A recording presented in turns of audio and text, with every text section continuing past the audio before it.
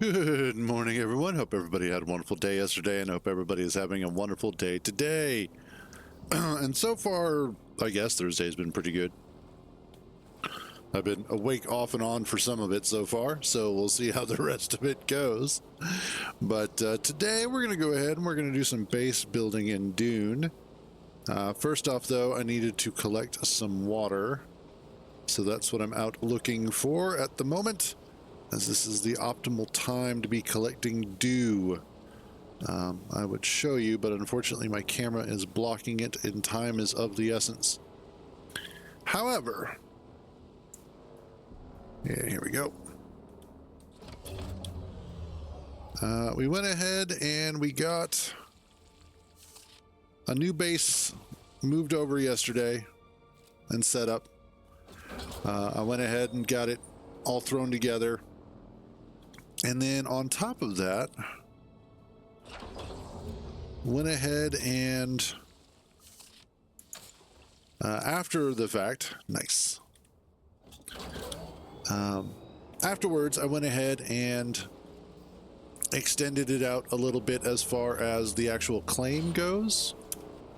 Wow, you get going way too fast there. But got it extended out so that way I could start working on it today. Did a little bit of work this morning, like early this morning. And got the front sort of stoop or awning, if you will, put out here. And it actually turned out quite nicely. Looks pretty good. And these sort of upthrustings are actually from the walls underneath, which are kind of hard to get to in general. But these are actually roofs or roofs from turned opposite direction. And so that actually worked out fairly well. I may switch out a couple of them so that it's not this all the way across, but tweak it up a little bit. And those, that's mostly styling things. That's stuff that I work out over time. But I like the idea of this being sort of an outdoor awning area where you're going to wind up having the thopters come into, and you can have people stand out here and whatnot. Great view of our neighbors and some of the landscape. But one of the things that I need to do today is farm up some more Solaris, so that way I can actually get more areas kind of unlocked. As what I would like to do is unlock, that is the wrong item. I need this one. So what I would like to do is unlock the spot right there, and right over there. And that way I will be able to kind of expand outwards. And what I'm thinking of is doing a central courtyard that's open with buildings on either side of it. And I want to do a slightly different build. Instead of like everything being enclosed like a lot of people do, I want some open air areas. So that's what I'm looking to do. Plus, it shows off, and especially on Dune, a certain level of wealth when you just have an open area. It demonstrates that you have a lot of water and a lot of moisture to spend, which technically we don't, but nobody needs to know that. So with that in mind, the other thing that I want to do for giggles, because I haven't made the trek on land in a while, absolutely always overcompensate. But it's been a while since I've taken the sand bike out for a really good ride. There you go. If you're not showing off how much wealth you have, then you are the water bottle. Fair enough. Fair enough. But let's make our way down south, head back to the guild base. Plus, it's honestly, sand bikes are a lot of fun. I kind of wish that there was an area where you could just race around without the prospect of worms being an issue. Like, I think it would be cool if there was an area for sand bike races and stuff like that. Whoop, whoop, whoop. Because this game definitely has the potential to make that sort of thing a lot of fun.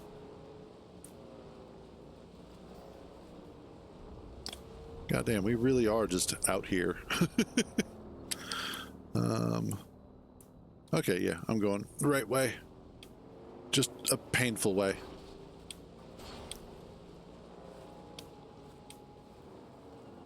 Absolutely. Like, honestly, that was probably out of the, what was it? The Phantom Menace, Star Wars Episode 1. Even though I was not...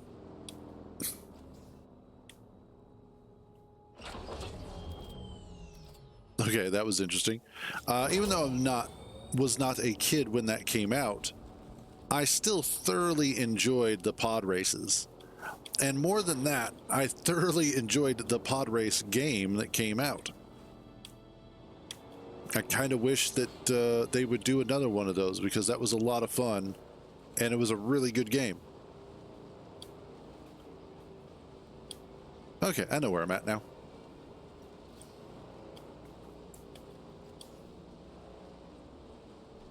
And I think, and especially given the vehicles that they have in this game, that they very easily could do a racing series within Dune, because that, first of all, that would be more content. And I think it would also help increase the amount of stuff that people are capable of partaking in.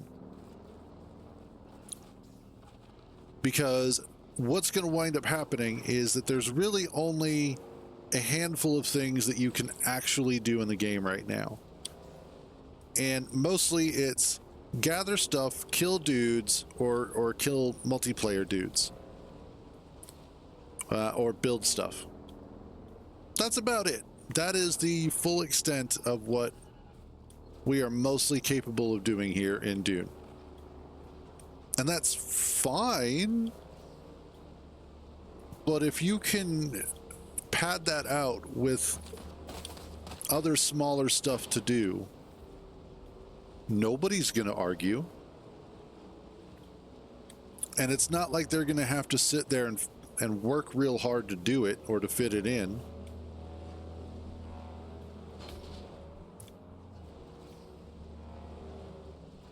God damn, this thing goes way too fast. Once I start going downhill, that's it. That is all she wrote. Because it does not want to turn at high speed. Yes, exactly. Now, like, honestly, I think Rockstar, no, I was going the right way. I think Rockstar is a perfect example of cheap, easy content that they can throw together with very little effort. Because, yeah, there you go. I was, last night / this morning, I went ahead and reinstalled Grand Theft Auto. I haven't played it in a little while, and I know that they had just released a new DLC this week. I was like, I'll give it a shot. I'll see how it is. So I hop in game, and you're basically just running money laundering schemes. It's Better Call Saul, essentially, or Breaking Bad, if you will. Because you start with a car wash. And then also probably a little bit of Tulsa King. Because then you get the chance to do a weed shop. Hey, what's up, Olivia? How you doing? Screw it. We ballin'. Oh, boom. Oh, hell yes. Okay, that was pretty awesome.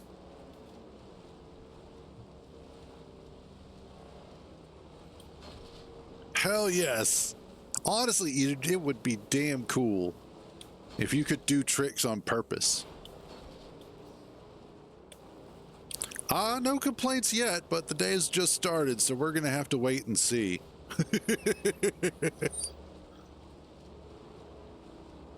Oh, hi, thank you for the follow there, Olivia.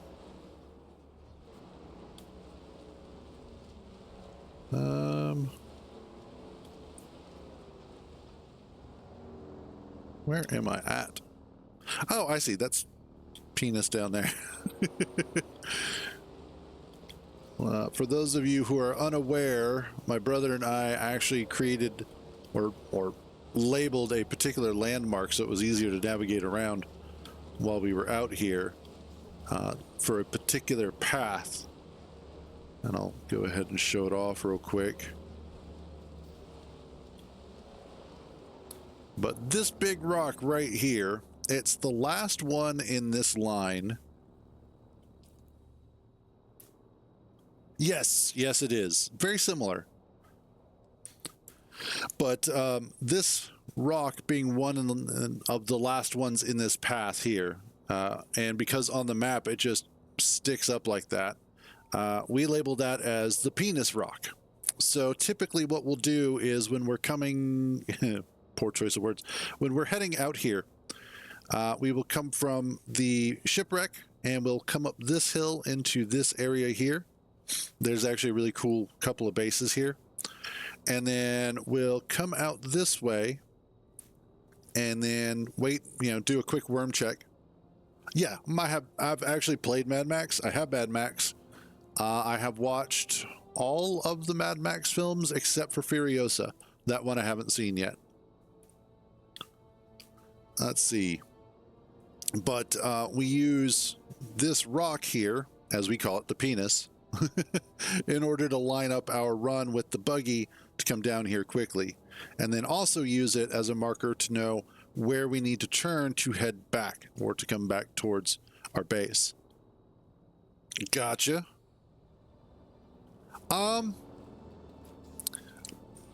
So with any question about is a game worthwhile or worth it to play, there is a fundamental yes. It is worth playing. However, I don't necessarily know if it's worth playing for you specific. Ooh. Are you shitting me? Do I have my compactor on me? Do I have it on me? Yes! Oh, we are getting some. Do I have my soft step shoes? Yes! Is this a good game? Absolutely.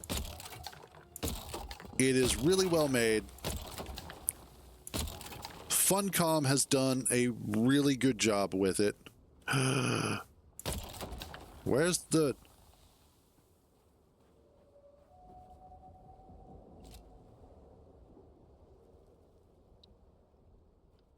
Man, this Spice Blow lied to me. Damn it. It's a fake patch.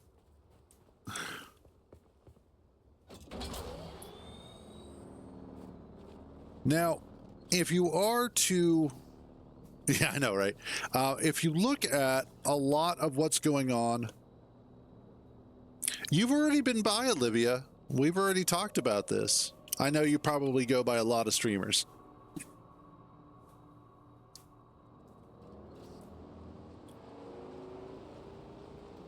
And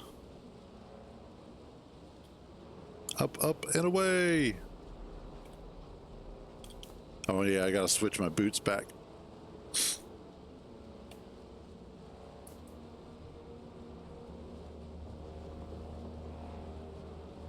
Oh yeah, you've definitely been by.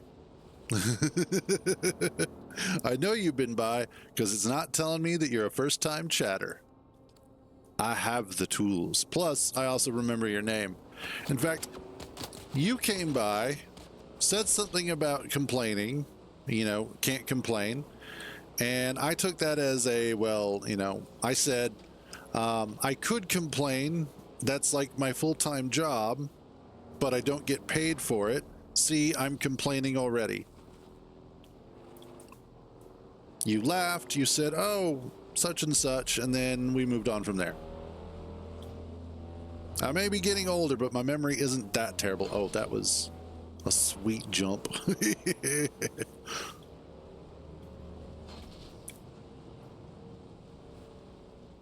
Whee! While I do appreciate the buggy and just how good of a vehicle it is, the sand bike is so much fun. It's so much fun to drive. Quit shooting at me, you sons of bitches. I'm unshielded right now. Let's do this.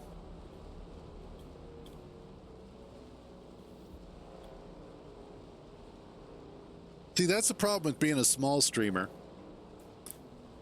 Is that I don't get that many people that come through here, so it's a lot easier for me to remember who's who. Not always, but generally speaking.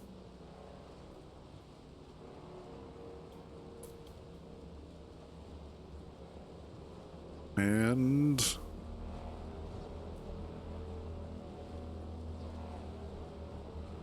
yay. Back home. That was fun. Let's see if this guy's place is still here.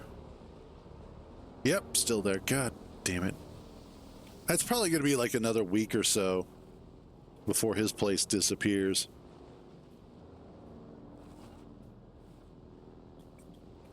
But what's funny is a lot of the discourse online surrounding this game right now is actually quite amusing. Because it comes down to it was made specifically for Dune the game as far as I know. However, it does adhere to the idea that there were ground cars or ground vehicles. And I believe specifically they were ground vehicles without the utilization of suspensors. As in most other places, suspensors were perfectly normal to utilize. But because suspensors on Dune have a negative interaction with worms because of the Holtzman effect, they wound up not using them. They would have to use more the ancient technologies, if you will. All right, let's go throw some corpses. You.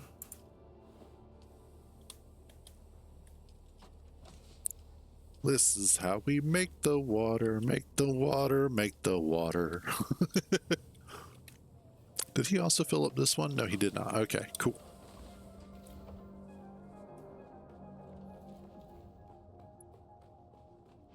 And actually, I just reread the first two Dune books.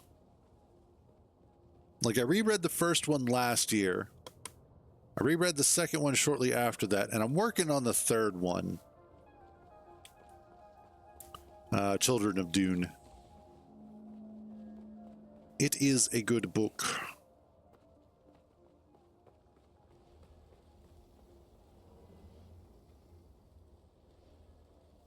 Oh, gotcha, yeah. Let's do...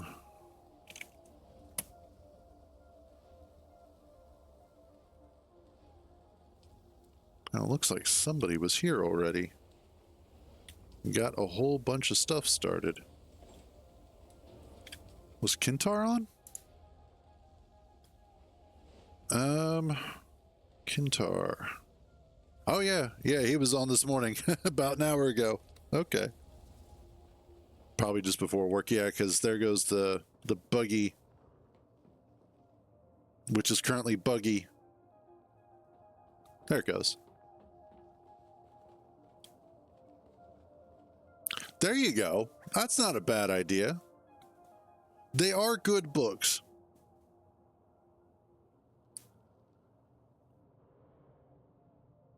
Sometimes. The bugs that the game has are strange.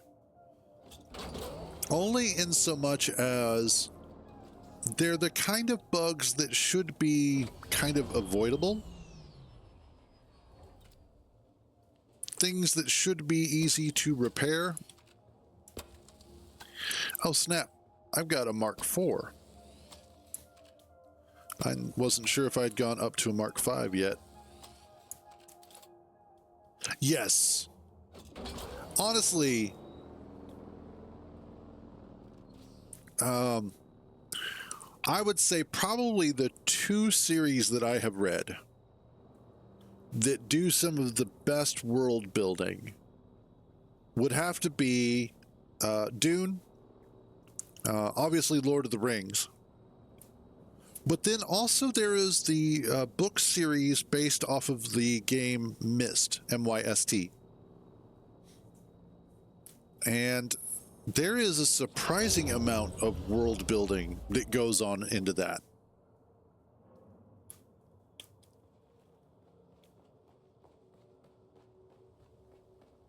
That probably... And why does he keep parking it on that side, that son of a bitch? It's supposed to be over here. Let's go get some bodies. Let the bodies fill the car. Oh, I don't have access. Why do I not? Oh, because that's the new one. Okay, not a big deal. But, yeah, there you go. It's like, I don't want you in me, but I want to be in you. You're probably correct. Also, it's all Kintar's fault. But one of the things about the Myst series, blame Kintar, always. One of the things about the Myst series that I have always enjoyed is their expansion of the original idea. Hey, do you see that? No? You should have.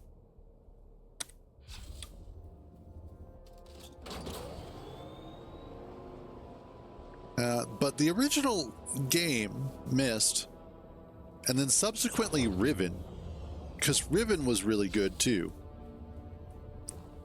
I played the hell out of that back in the day.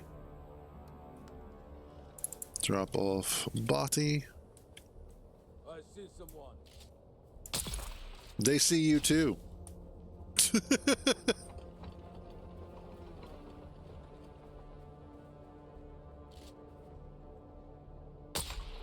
Oh, that would be messed up. Funny, but messed up. But I remember playing the original Myst, and I really, really enjoyed the concept of it as a game. It was frustrating, but I liked it. And then later on, when Riven came out, Riven was one of those that I played the absolute shit out of because it was such a compelling game. It looked amazing too. That was the other thing, was the massive leap in 3D technology. Even though they were still frames, it was still the back-end 3D work that made it look amazing. And Riven felt like an existing world, like something that actually could be there because of all of the sort of lived-in elements that it had.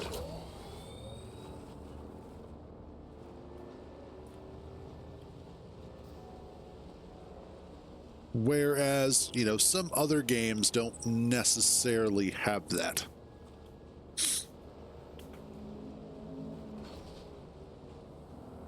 I could probably go piss off the starter car too while I'm at it.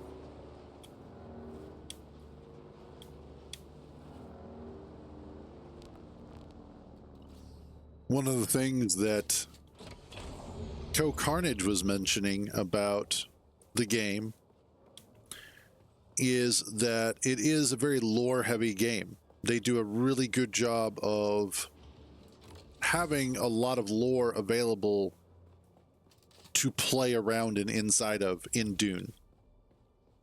And that's true. That is something that I have noticed as well, is that it really does feel like they give you a lot of that sort of lore dumping, but in a good way. He also called it basically a Dune RPG.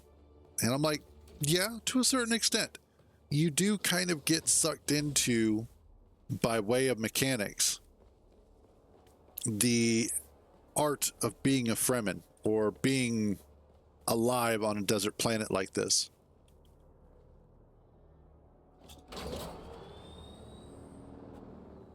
Also, how are we doing on water? Okay, cool. Oh.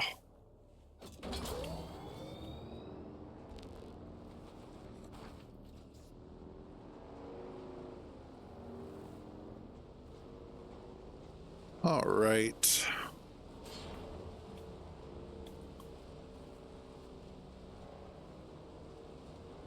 Let's head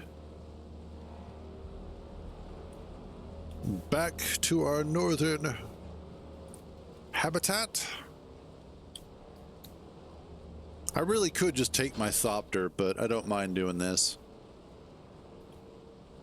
And what we're going to need to do, wow, that is a lot of iron right there.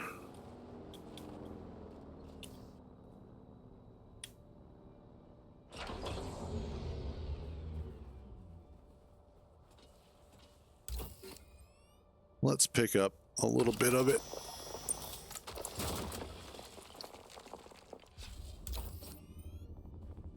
Also, let's turn off my shield.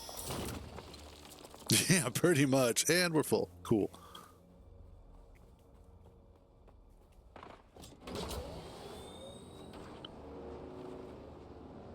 Okay.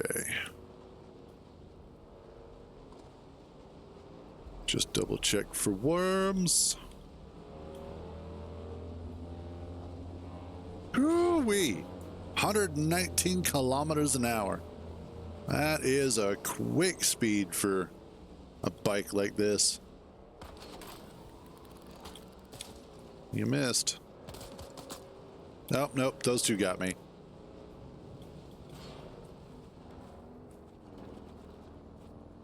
All right. But anyway, so what I plan to do when we get back is to go ahead and I want to set up a little bit of... Did I hear a worm? No. I want to start... Nope, nope. Take that back. I heard the worm.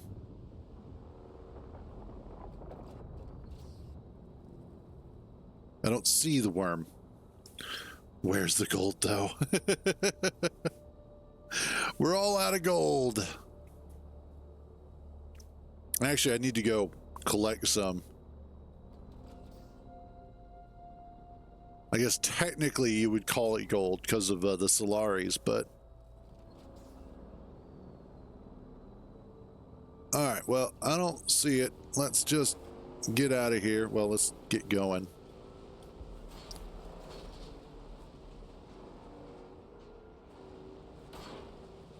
I was out in the deep desert this morning because I was checking on our base out there, and I was reading the chat, and one thing that I have noticed is a surprising number of people that don't actually use vehicles to drive around the desert. They just sandwalk. And it's like, the hell is wrong with you? Why are you like this? You have perfectly good vehicles that will get you from point A to point B. Oh, shit.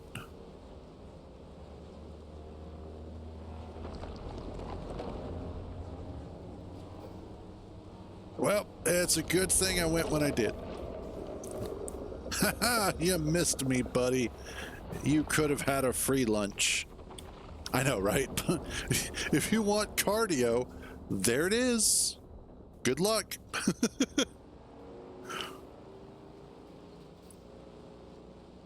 All right.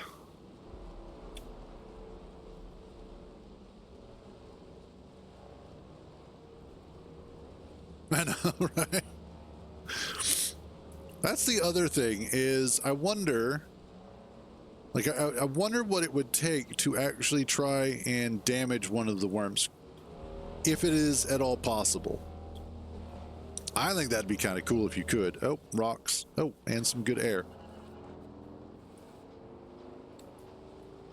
Do I have fuel? I do. Awesome. Destroy him from the inside. That'll work.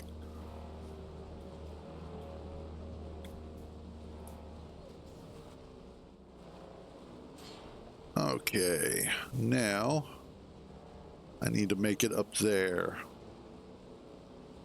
Which that part won't be too bad. At least I hope it won't be.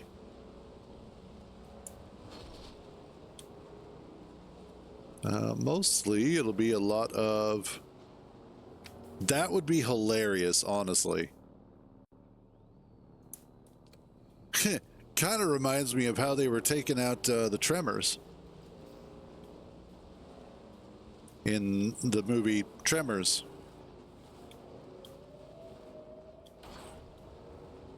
For anybody who might actually remember that movie, which was so good. Honestly, that was a fun movie. Oh. Y'all need to stop that shit. I'm just over here minding my own business.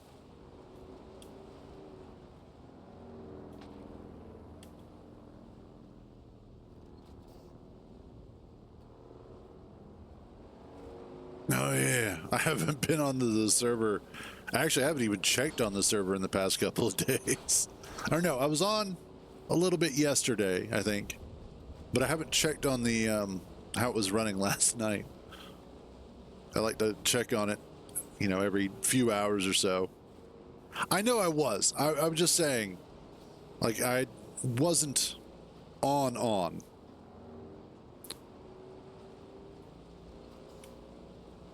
I don't know, time's been really weird lately because my sleep habits are all fucked and broken.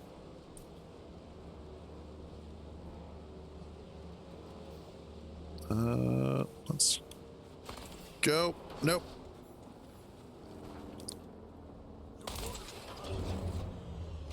You motherfucker. Are you happy now?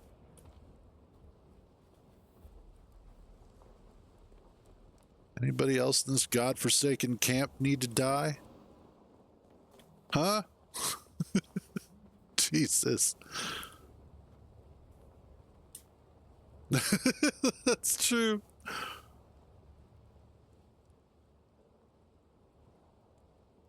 Yeah, that's true. Servers generally do all right. It depends on who's on your server, and you're correct. Again, I think part of the reason why we pick on Tommy is because A, he's an easy target, but also because of the fact that he does push the limits of generally what the builds are going to be like, or what builds should be like, or even could be like. Hey, Tommy. And yes, everything is hot. We were just talking smack about you. But we also, the reason why we also talk shit about Tommy is because we love him. He's a good guy. And definitely you put a lot of work into your builds. And your builds are really cool. So... Nope. That's where our old base was. That place sucks.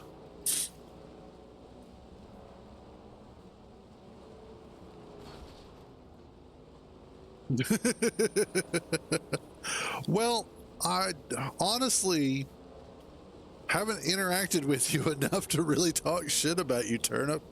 That's part of the problem. There you go. See?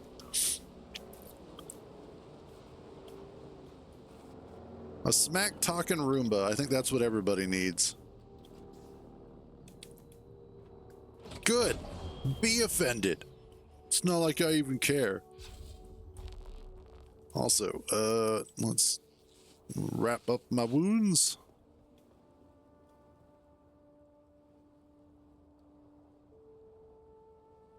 You know, okay.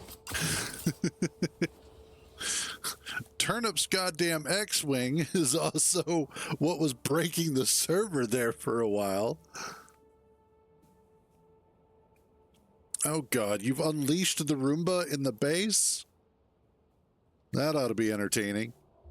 Give me a second, I want to see what the stats of the server are looking like. Honestly, not bad. You feel better now, Turnip? All right. What time is it? All right. I got to take a quick AFK real quick. Redundant, but nice. But I shall be back in just a quick few.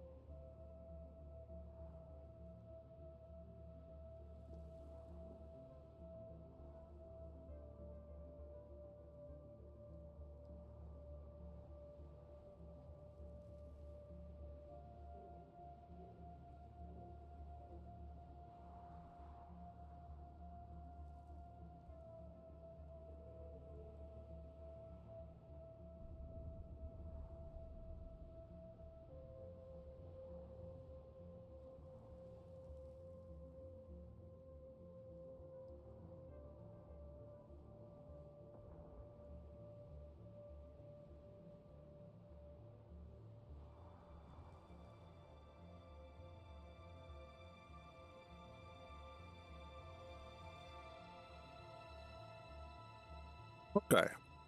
We are back.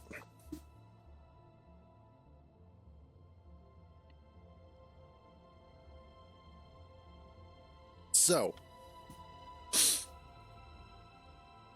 the plan. This area down here, I want to make this the central area, the courtyard for the base. I want a wing that goes off that way. I want a wing that goes off that way. And I want a section that goes off that way. And if I can get more out of it, awesome. That'll be fantastic. And then underneath, well, and that's the other thing, is that I do need to at some point set up a better garage system for the buggy and for any of the ground vehicles. This was primarily just so that I had something, as obviously they were going to need it. So So I just had to make sure that I could get something in place. And this works for right now. The biggest issue that I have right now, though, is, let me switch to my construction tool, is that I only have one of the pieces extended here, plus out front. So I need to start looking at constructing more of this. The other problem that I have is that I do not have the medium refinery built that I need. Wrong button. There we go. I need a medium refinery here. Specifically, so that way I can start making the asphalt.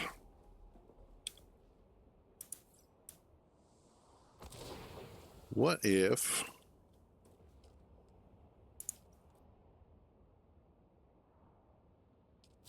Let's start that. I'm going to need more carbon at some point. So I'll need to take the buggy out and go collect carbon. And then, of course, what also sucks is that the iron that we can get is where the guild base is. And so generally what I would want to do is probably go back to the guild base, mine up a whole bunch of iron, turn it into iron, and then bring that back and convert that into steel.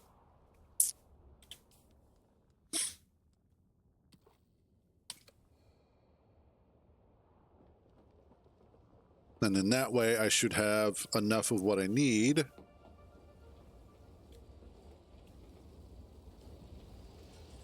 Also, general settings, 324, 450. Okay, cool. I wanted to make sure that I also had enough power out here for just basic stuff. Awesome. So what we're going to do is we're going to head back up. We're going to pull out the Thopter.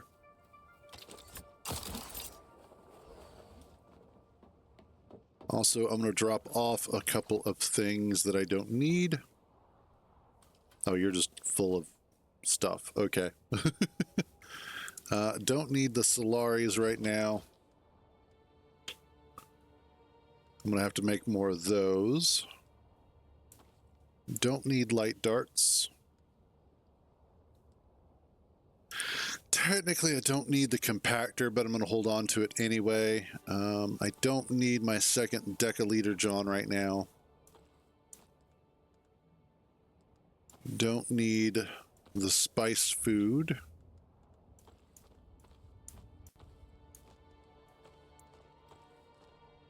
And then I can probably find some more fuel cells kind of out in the wild. In all fairness, I don't...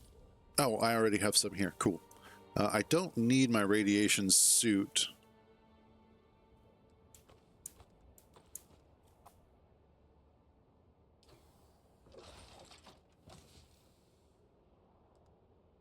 Let's...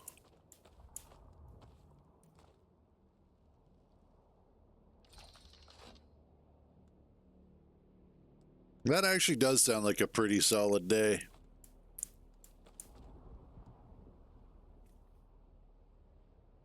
Okay. I'm going to have to make some more welding wire. I just realized. Can I make some?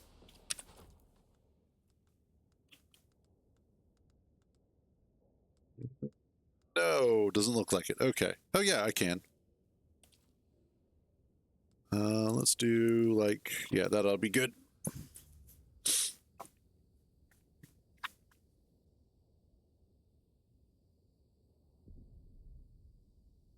That way, if there's anything that I have to repair, I can repair it fairly quickly. Drop that back off, and we are good to go. All right.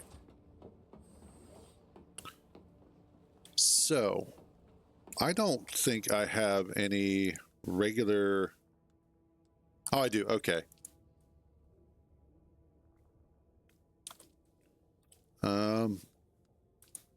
Let's see. That's... Yeah, we'll do that one. That one's going to get us some Solaris.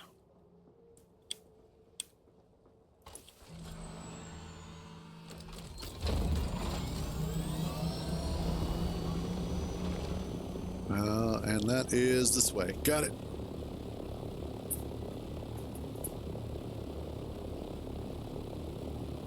It is often the case for Minecrafters that because of work is where some of the best AFK farms come from. Generally, it's because of having to do other stuff but still wanting to play that most of the best gaming inventions show up.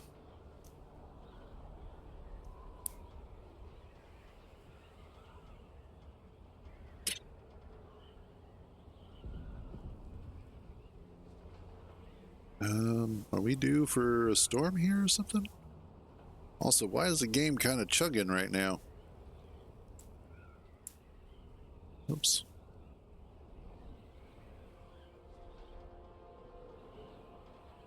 Okay. Now, this is funny. This is something that we were kind of bitching about when I was in the deep desert this morning. It was surprisingly chill compared to yesterday. But we were commenting on the fact that the altitude indicator was the same color as all of the background, no matter where you're looking. I was joking. I was like, hey guys, I've got a really great idea. What if we made the altitude indicator the same color, the same sand color as all the sand? It'll be awesome. Whoop.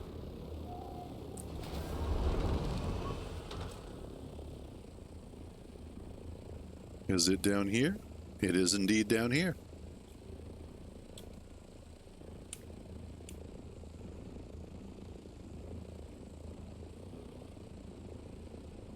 Yes, yeah, the wings no clip, thank God.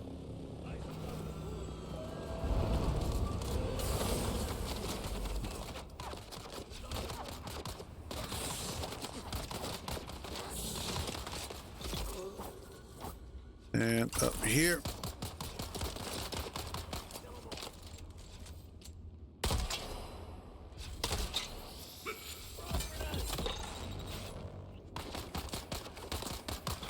Nope. Okay. That was fun. Let me just run around and murder everybody real quick.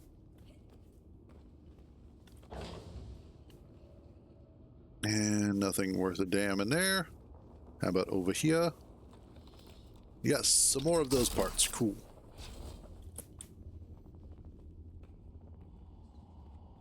And nope. Well, yep.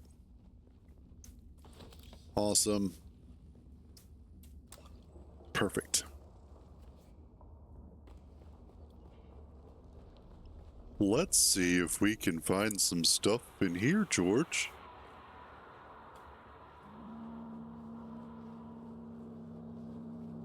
Might have to restart the game. It's acting a little funky.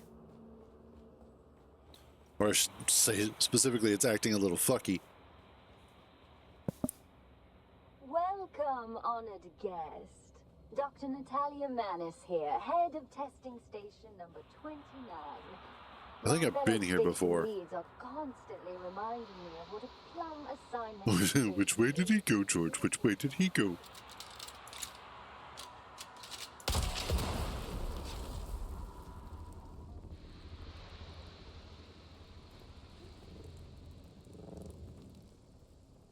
All right. I have been here before because I remember these obnoxious things.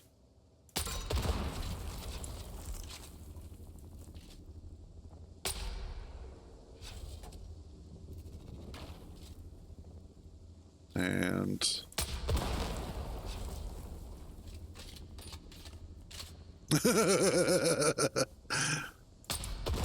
honestly, Guardians of the Galaxy 2 was on the entire MCU franchise has had good movies overall.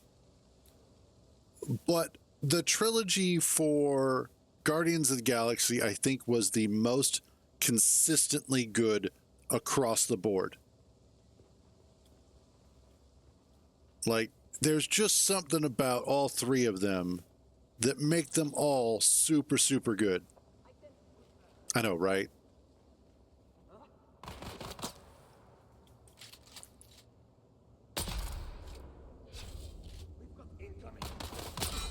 Ooh.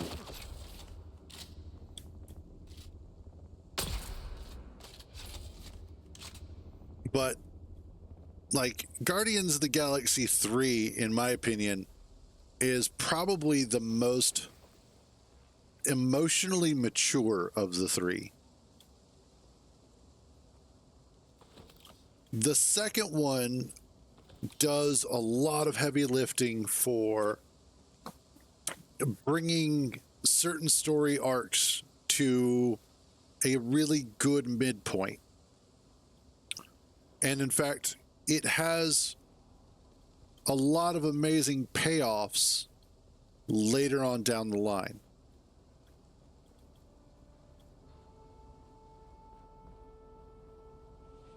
And then the first one did just such an amazing job of setting up the entire thing. Just, you fell in love with these amazing characters and really got to know all of the actors that were involved. I don't think anybody at that time really saw Dave Bautista as the kind of acting powerhouse he would later become, until his role as Drax. I see someone. Yes, you do. Hello? Yes, the enemy is here. Better start running. Hell yes.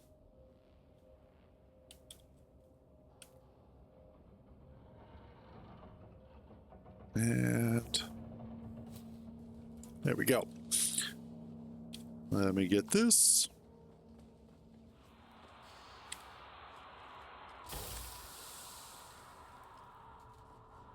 And okay, cool. But the third one, man, Guardians of the Galaxy Volume 3 had way more emotional stakes than any other of the Marvel movies, period.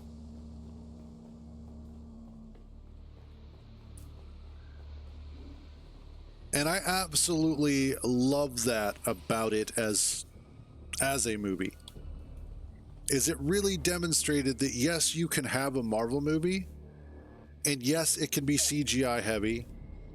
You can have a talking raccoon. You can have a tree that just, you know, all it says is the same three things.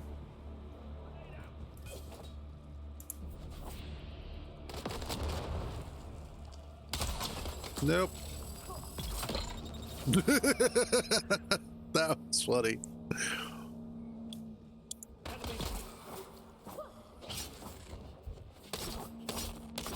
Give me a second here. Oh. Shield on. Yes, your shield is on and useless. But you know, one of the big things, and especially at the end of the day, what a lot of people forget, because they're looking at, oh, it's a Marvel movie, oh, it's a big budget blockbuster, it's got comedy, blah, blah, blah. One of the things that we tend to forget is that laughter and crying are very nearly the same thing. In fact, there's lots of times when people will, oh, nice, when people will laugh when they mean to cry, and cry when they mean to laugh.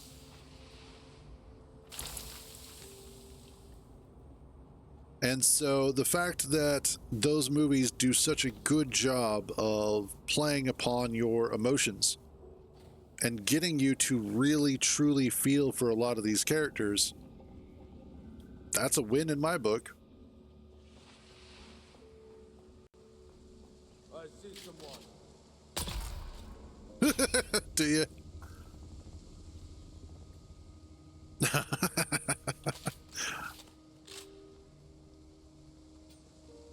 Well, I mean, they're screaming goats. What are you going to do? Wait, what Guardians of the Galaxy have you been watching? Shield on.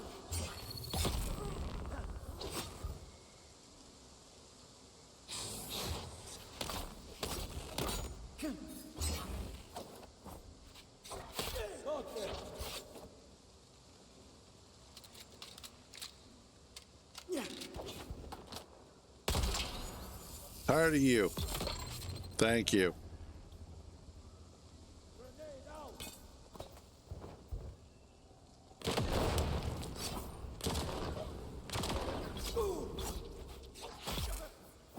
That's enough out of you two. Okay. I don't remember any screaming goats in any of them.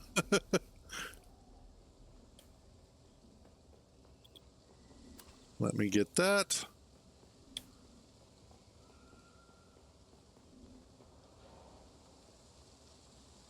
Let's see.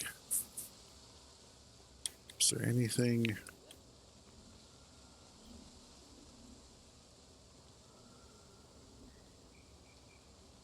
Trying to remember. I have watched all of the MCU movies for them. Well, I've watched like 95% of them.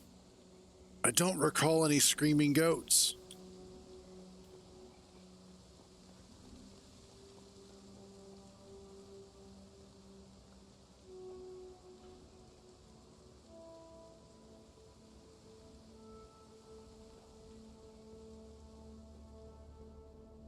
Okay, now I got to look this up. Screaming goats in MCU.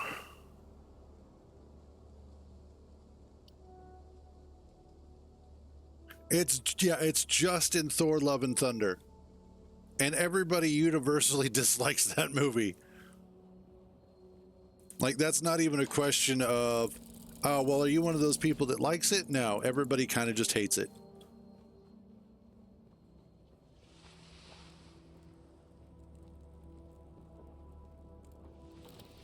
Because, I don't know. Thor Ragnarok was a good film. And I enjoyed Thor Ragnarok because compared to the previous two Thor movies, it was nice to see him do something a little bit different for a change. But unfortunately, Taika then takes that and pushes it to such an extreme that it ceased being funny.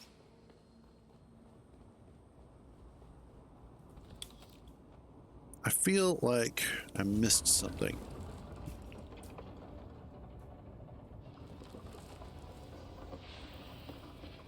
What's in here? What's in your wallet?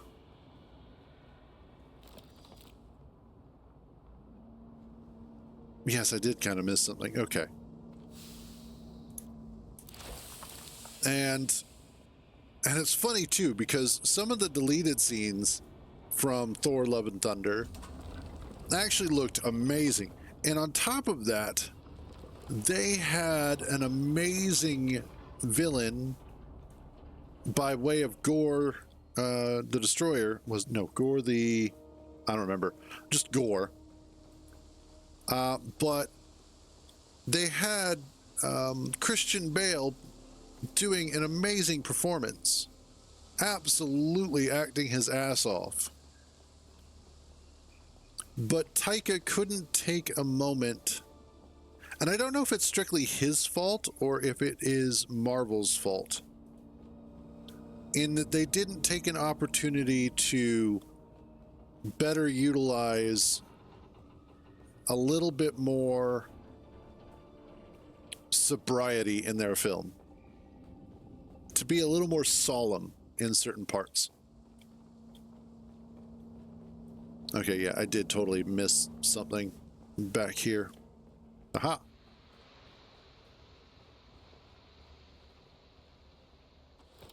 Okay, I thought I picked that up, but apparently I did not.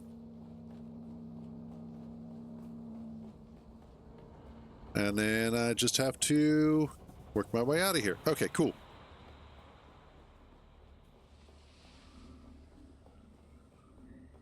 But I think in large part, we were talking about this. My family and I, we were talking about this yesterday. In that, when you look at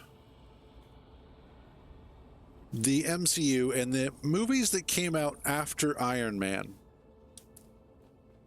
part of the problem is that they all started trying to be quippy with quick, smart dialogue and that Robert Downey delivery. And the problem is, if you don't have Robert Downey Jr., then you can't pull that off. He's the one that makes that dialogue work. Because when you put him in a room with Chris Evans and Chris Hemsworth, they're not talking the same way he is. They have their own delivery style, and all three of them bounce off of each other incredibly well. Welcome, honored guest. Thank you, Dr. Natalia Manis. Yes, I will stab the steps.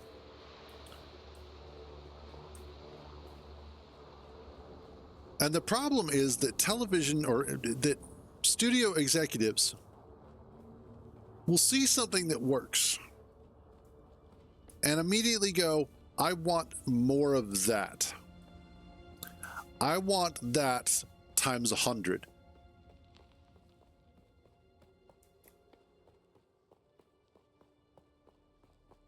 You're not wrong. You are absolutely correct. Between DC and Marvel, Marvel was always kind of the more chipper to a certain degree. DC was a little bit more of the gritty comic book company. Not always, though, because obviously Superman, they tended to do a lot more fun, interesting Boy Scouty sort of stuff with with Superman. And they had a few others. But generally speaking, DC was the guys that... That's disconcerting to see entire mountains disappear. DC were the more stoic comics. I can't see what my altitude is. There we go. And then, of course, MCU. They really did just... Hey guys, it would be funny if we tried to be funny in every funny thing that we funny did. Ha ha ha. It's a joke. The kids are going to love it. Not really.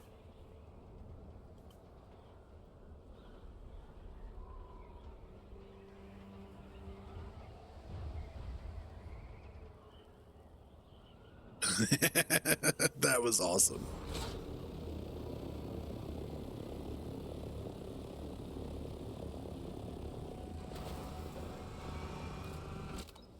All right. Let's go deliver this crap.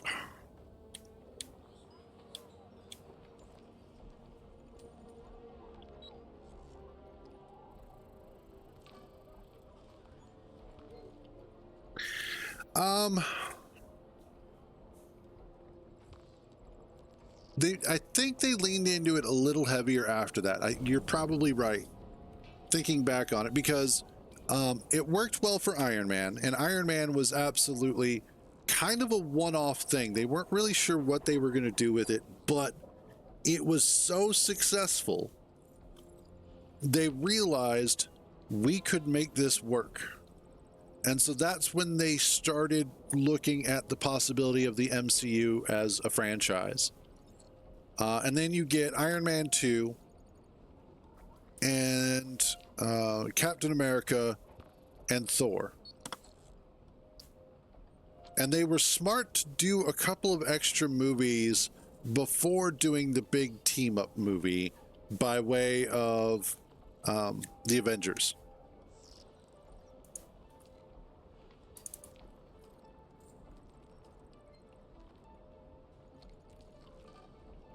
Awesome. Check in at Crossroads. Cool. And research. Yes. And we're now up to 11,000 Solaris. Beautiful.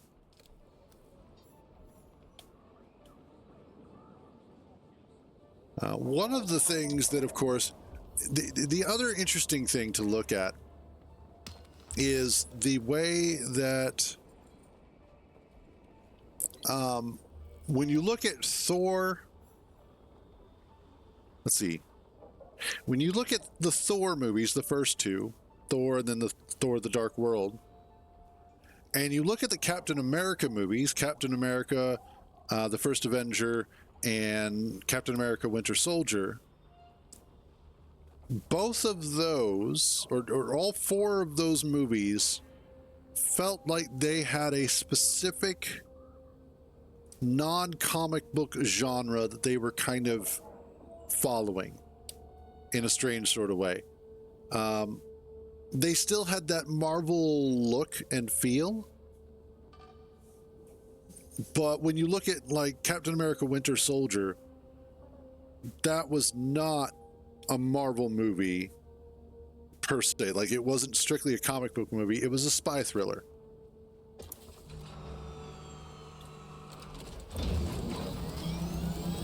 And then you look at, that's funny.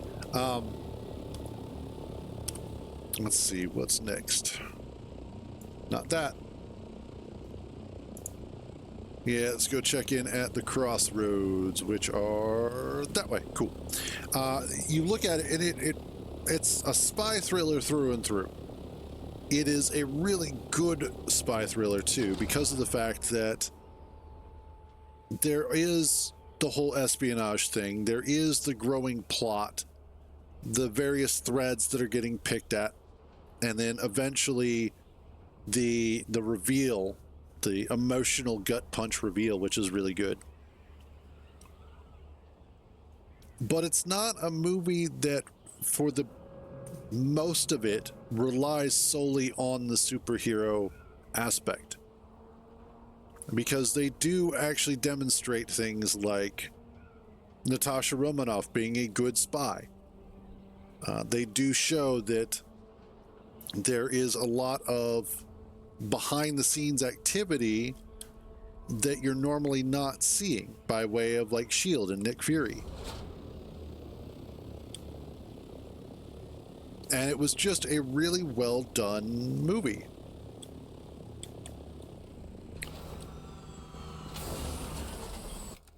But then they did start going down that rabbit hole of, and, you know, in a way, we can blame Joss Whedon as well, because of the fact that Avengers was incredibly successful as well. And so all of the projects that had finished production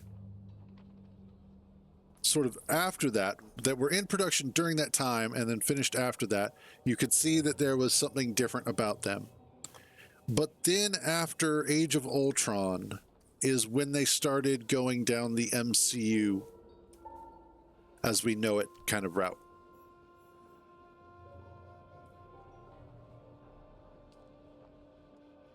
Let's see. Deliver cut array Mark 6 ×1. You realize how damned expensive that is? Let's do that one. that one. And that one. Deliver a cutter ray Mark 6. I don't even know how much those are. Let's take a look at that. As in, like, I don't know how much it is to manufacture one, I should say. Because that is... Yeah, that's 50 plastanium ingots. Thermo-responsive ray amplifiers. 27 spice melange.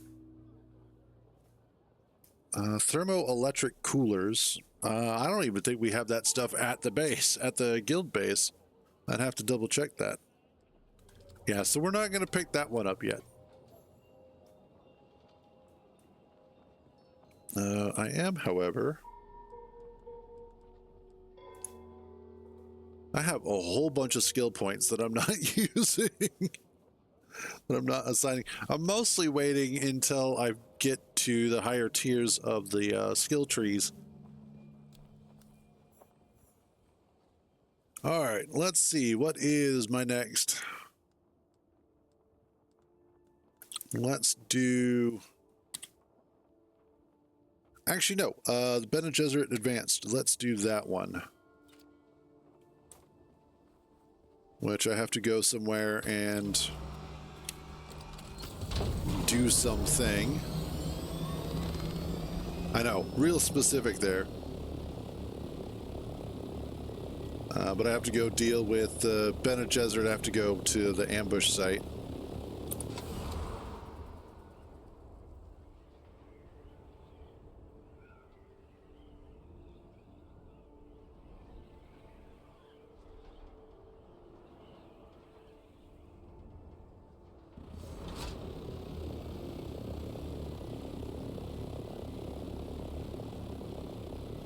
Is that like a thing?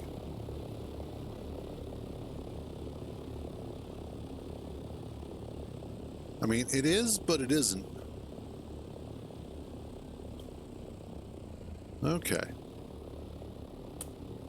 I was looking to see if that was like a doorway you could go inside of, but technically yes, but really no. Is how that works out. It is a doorway, but it's not one that I can go in.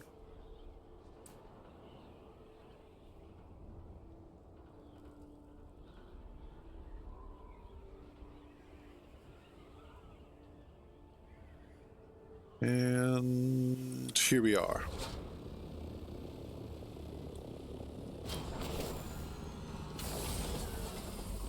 There we go.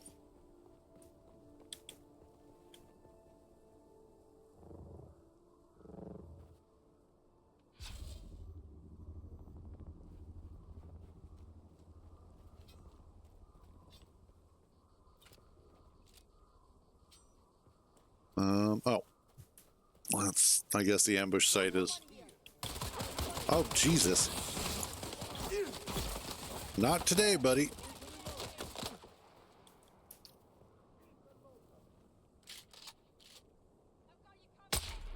Oh, you... I got the one behind you, though.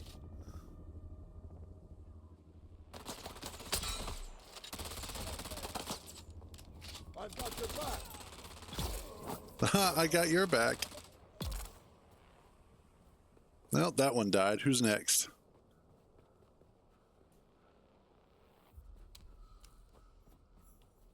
Awesome. I'm amazing.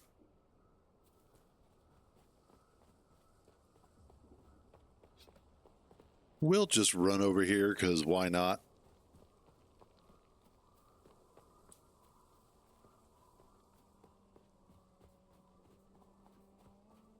And... I just realized one of the things that I would absolutely love to do if I was being an absolute dick to people out in the deep desert is wait until you see like a really large crew of people that are harvesting. Fly out there in a thopter that you're like, this thopter's on its last leg anyway. because you're probably going to get attacked. Dive in, land, naked, and then turn on your body shield. Because that's going to immediately call out every worm in the desert to come and attack. Theoretically. But that would be a really, really good way to wipe out a large portion of people if they're not paying attention. Your arrival is propitious and gratefully received. These syndicate hardmen have harassed me across many systems. Okay. No, I am annoyed. The only reason I came to this rad-blasted hellscape was to consult some wall-hewn Kunil script in a nearby cave. Yeah, fair. Regrettably, I cannot tell you. It has been defaced with laser fire. Someone took it upon themselves to destroy centuries-old There you go. writing by scoring a disproportionately rendered phallus on the wall. Very good. It is well that both of us have not wasted our time. But you must retain the book for now. I cannot be encumbered in the Badlands. Oh, I see.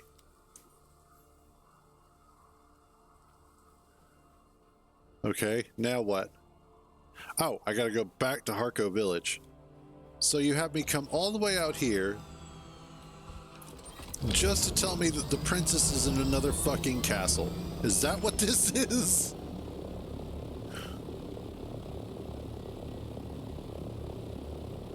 Oh, that's annoying.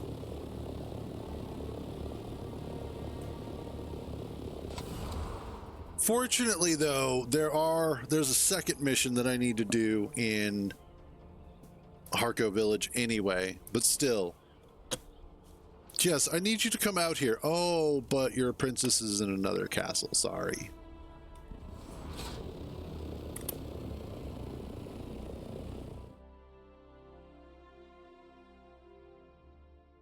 Oh, okay.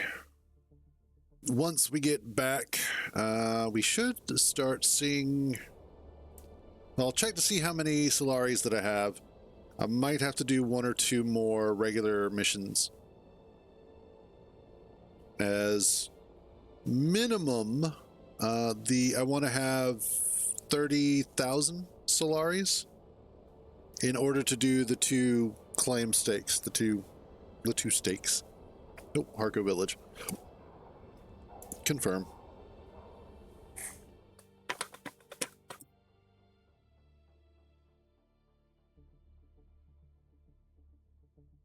Are we there yet? Are we there yet? Are we there yet? Are we there yet? Inventory full. Are we there yet? Are we there yet?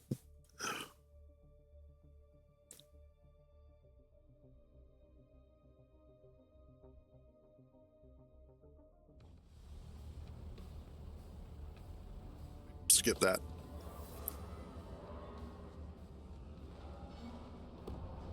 I might also go ahead and restart because it's acting a little funky. Okay, before going in here and talking to Zentara, which is all story related, I'm actually going to go talk to Jocasta.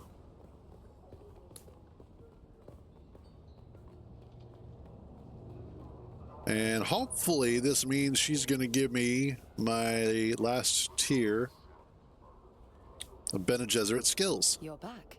Yes. At last. Let me see it. Here it is. I wasn't sure that you would come.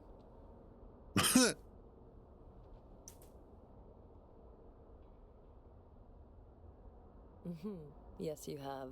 Your loyalty is unexpected and welcome. That doesn't really concern you, and the less you know, the better. Why does everybody always say that?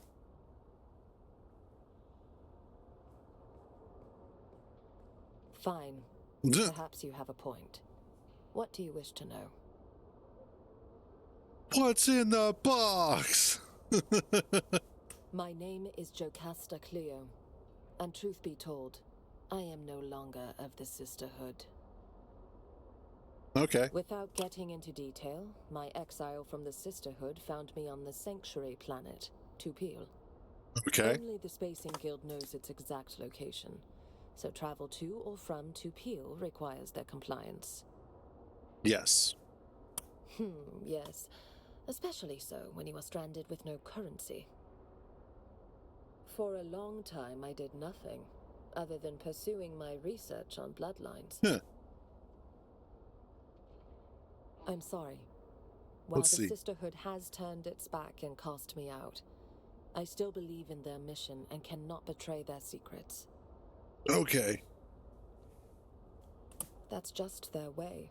One Oh. mustn't take it personally. There we go. So it sounds like what she's doing is she's researching the Kwisatz Haderach. I'm not ready to betray their secrets just yet. But you make a good point. Let me consider that for a while. Awesome. So she's continuing the research because she feels like there's a specific line that they're missing. So that's what she's working on, because the spice-heavy and rich environment of Arrakis was perfect for Paul Atreides, who had the Mentat training and the Bene Gesserit training, which are technically the two schools necessary to unlock the abilities that he had. Now, what's also interesting is that after Paul, when Alia was born, she was preborn, which gave her all of the inherent understanding and training that a Bene Gesserit Reverend Mother would have before actually being expelled from the womb. So she had all of the pre-knowledge, but it wasn't just of the female lineage like Reverend Mothers will typically have or rely on. It was also the masculine side as well. The male ancestry within her blood. And that's part of what caused Alia to go mad. She, like Paul, was also prescient, or prescient, however you want to pronounce it. So she could, to a certain degree, see the future. Not quite as well as Paul did, because he had the Mentat training, but she could still see it. And she could interact with Paul through time, which was really cool. But let's see. Nope, I still can't. Damn it, Jocasta. You're back. Yes, you have shown unexpected aptitude. If only you had been trained from pre-adolescence, the Sisterhood would make good use of you. Yes. Thus far, with your muscle training, you will detect the slight shift in air pressure to know a need with a focused mind. Okay. Working together, your heightened senses allow you to... Very good. Your third eye has opened. Yay, And my with third it, eye. A new world... But for now, take your leave while I examine Kind's lexicon. Do what you must. Okay. And now we've got another contract. Yay. All right, so now... wrong one. So now I can do the Litany Against Fear. I would be able to use these if they were so trained, I guess. Oh, I see. I see.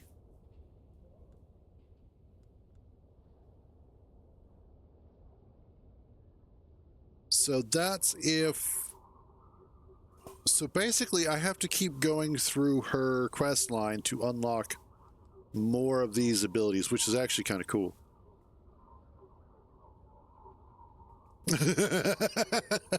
Well, there is also the inherent problem that comes with that. And that is one thing that the book does well to explain, and especially in, was it Dune Messiah and... No, Heretic of Dune and... what's the other one? Children of Dune. Is the fact that when you look at what Alia is going through, she is dealing with possession, because when you start out that way with all of those lives available to you and intermingling with your consciousness, you don't get a chance to actually create your own personal id and ego, the necessary components to a personality, or it becomes incredibly difficult to do so. So that was one of those things that they did a good job of. And Frank Herbert did a good job of exploring the psychology behind it.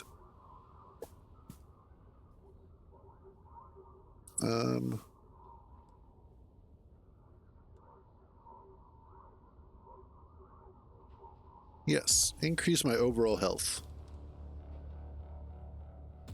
Self-healing, good. And we'll do the litany against fear.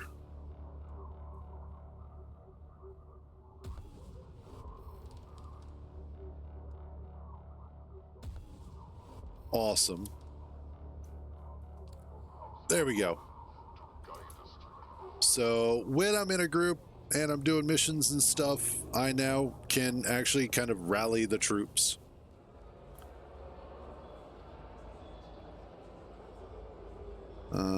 Where is he? In here?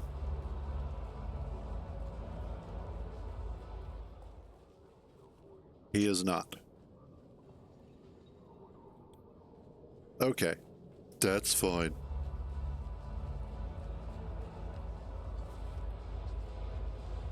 Also, at some point, I want to unlock the Harkonnen lights.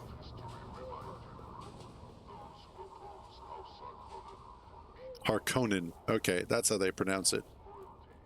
Well, hey there, tall, dark, and handsome. Are you ready for this, off-worlder? Old Carthag awaits. Shit. Remember, Let's do it. Caught, we're dead.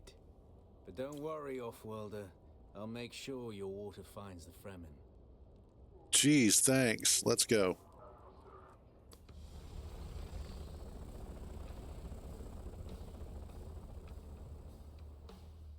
Hey, guess what? You're gonna die, just letting you know, but I will take a cup of your water to the Fremen.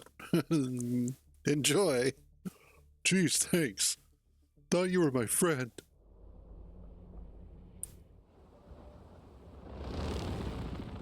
Ruins of old Carthage.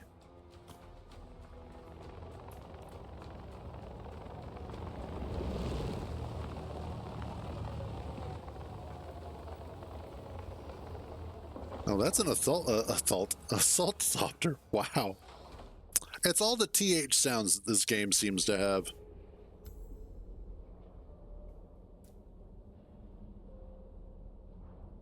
Okay.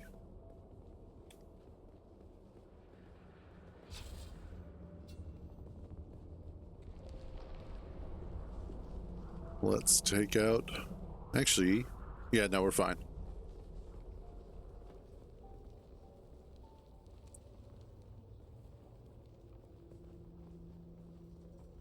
Go towards the ominous red light. Nothing bad will ever happen.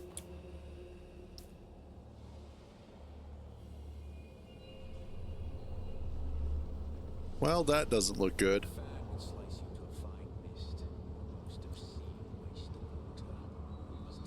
Leap dispenser, improvised cut array. Oh, this is if you don't have that stuff.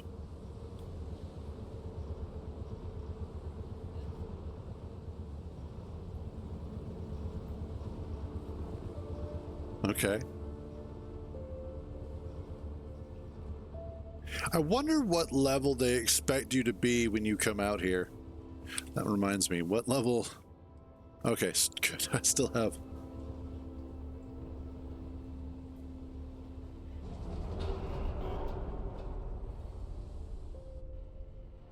Oh, and then he just jumps down and ditches my ass. I see how it is.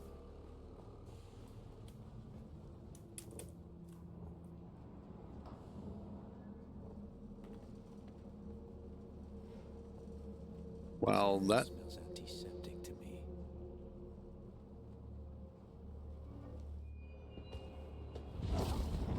Make her take our souls. Off-worlder, I don't suppose you happen to have a dissembler set to the exact codes of this pentashield, do you? I thought not. that was a redundant or a rhetorical question. But let us keep our voices close on the community. Happy hunting. Oh no, I'm on my own again. Just the way I like it. That's not a cutter ray. This is a cutter ray.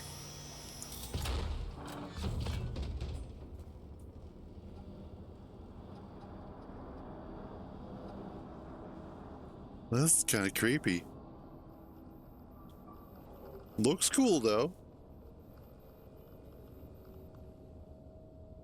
Some sort of green ooze everywhere. There was a pentashield.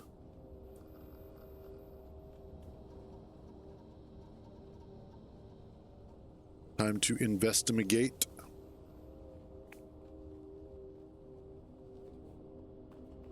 Oh. Why do those chairs look kind of comfortable and also like they're screaming mouths?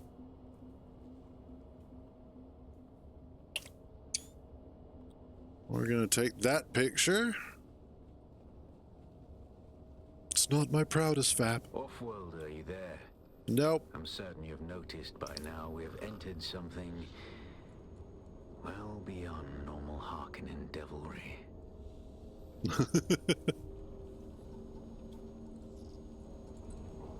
I will say, one thing that I wish worked a little bit better in this game was stealthing. It doesn't quite work as well as I would like.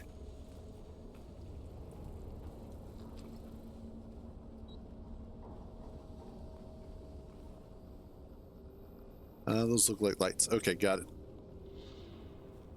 I know, right? It definitely has that look. I saw it too there, Tommy, so you're not the only one. Yep. Believe they call that a growler. I see things that raise the darkest of suspicions. I'm not... Sand and sky. One moment, Off-worlder. I must examine this. Examine quickly, please.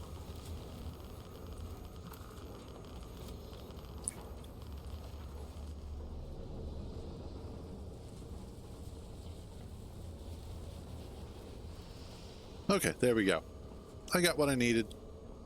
By the Maker. Off-worlder, we have entered a den of abominations. These are Tleilaxu. We must be in one of their laboratories. Tleilaxu? Interesting. I didn't know it was pronounced like that, but okay.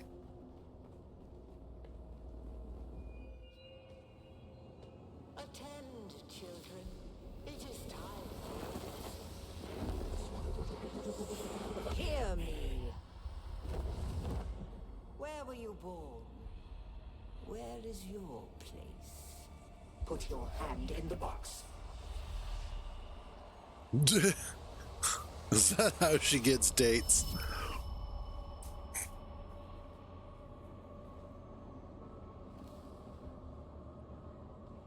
The fuck?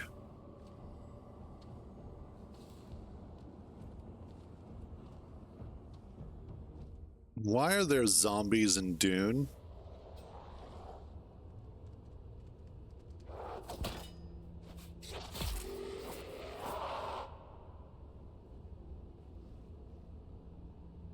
Alright, I guess. Whatever. You just can't escape zombies at all, for whatever reason.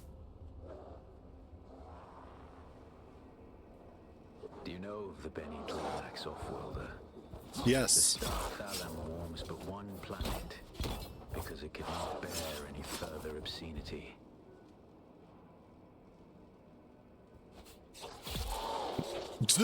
Fine. If you're not going to attack, I will. And yes, I am familiar with the Bene Tleilax because of the fact that I'm an Ixian.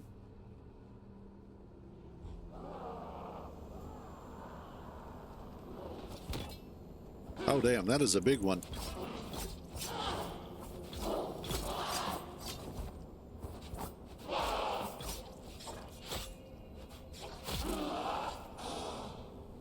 Now that is a dead big one.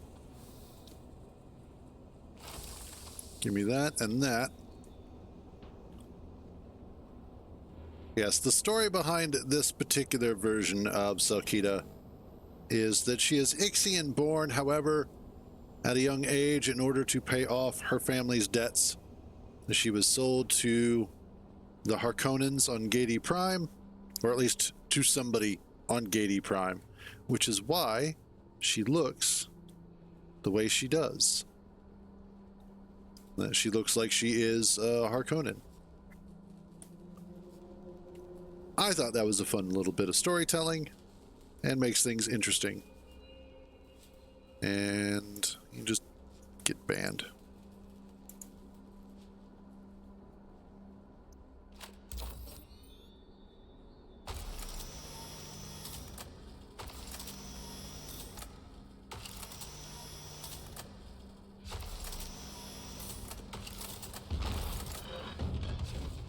All right. I will say this place looks hella cool, though. Kind of, and this is something that the recent Dune movies kind of reminded me of as well, is that the architecture and art style for Gedi Prime and for the Harkonnens absolutely reminded me of some of H.R. Giger's work. And I believe Kintar even mentioned that as well about this, is that it feels very Giger-esque. And it really does warm my heart to see that his artwork is still inspiring filmmakers and artists to, even so long after his passing. Because unfortunately, 20th Century Fox did him dirty with the whole Aliens movie. The Tlilaxu are genetic manipulators of the highest order. They brew wonder and dread from the essence of life. Entire galaxies of horror distilled into a test tube. For even the most profound soul, the Tlilaxu excites disgust. Ow! Out of the way.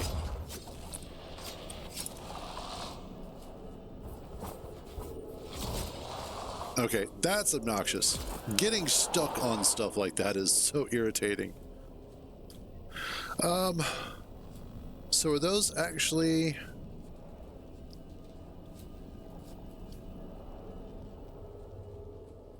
Okay.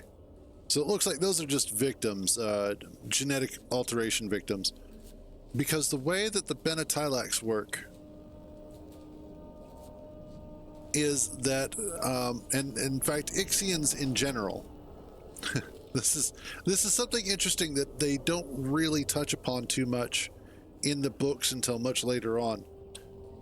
But the Benetilax, Tlax, anyway, the way that they work is that their genetic manipulation is the result of utilizing female Ixians and their bodies in order to give birth to clones and face dancers and the Golas and all of that. And that's why they are considered abominations by everybody else, because of what they do to the females of the Ixian species. That's why the Benetilax, you don't see anything but males generally, unless it's a face dancer, which is, again, a bit of world building.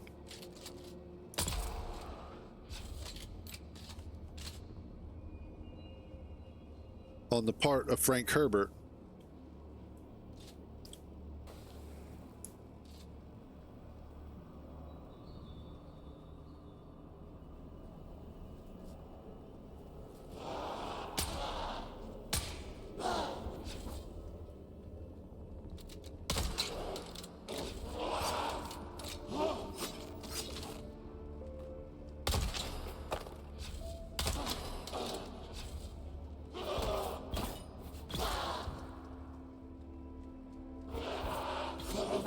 And there we go. And actually, it was explored more, if I remember correctly, in the Chapter House books, which were the ones that were written by Frank Herbert's son. I know there are quite a few people who don't care for them, that amongst the amongst the community, they're considered not quite as good, and there's some who don't actually consider them to be canon if they can help it. But I enjoyed them.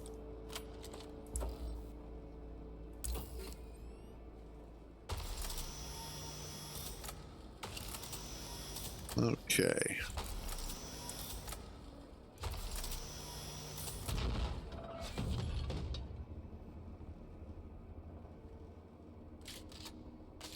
Make sure we get reloaded here.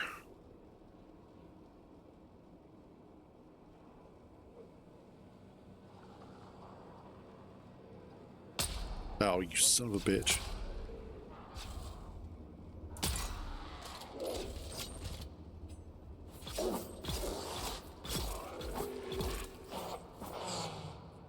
Oh, thank God. They were easy to take out. Good amount of Solaris, though, out of this. Let's see, we're up to the 32,000, so we're over the 30,000 mark that I wanted to be at. Oh, well, that's not good.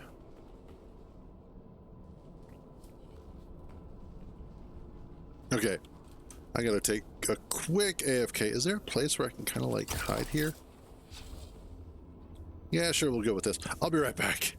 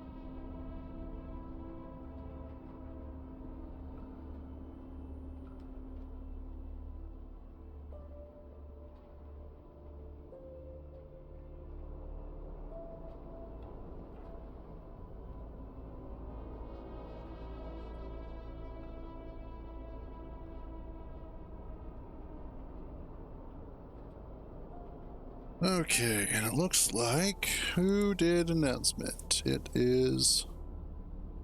Oh, sweet. I was just thinking about that. Oh, nice. I was noticing that there hadn't been a new block announced for Space Engineers 2 for a little while. And then they go ahead and drop just the shower block. So that's entertaining.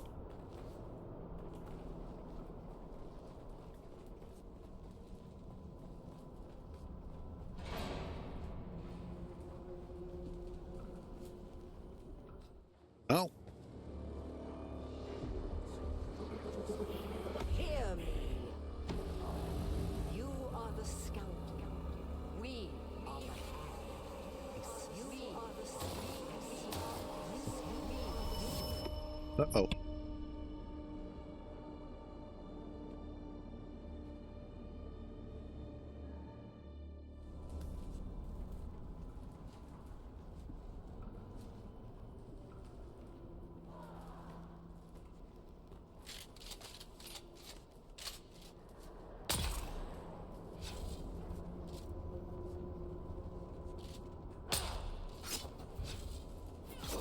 No.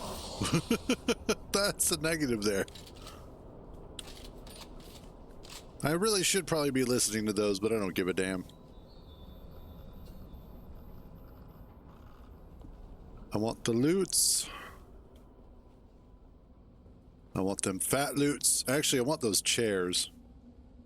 And the fat loots.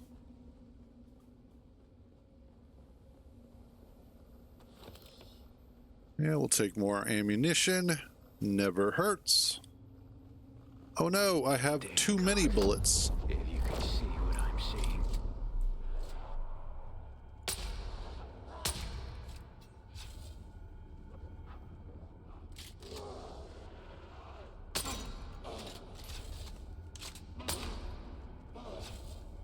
Oh shit.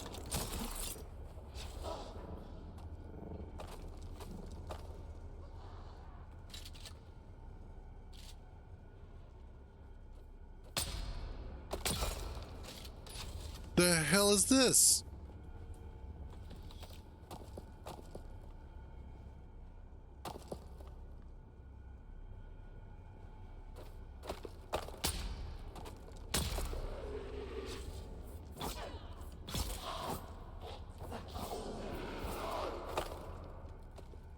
No. Stop it. Go away. You guys are creepy as fuck.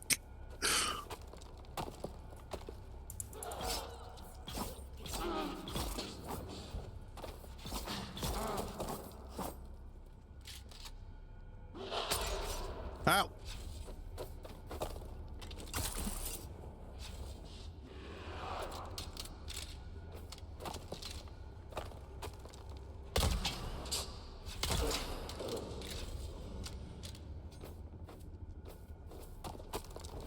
Ow. I sprained my ankle on my way down. Stop that.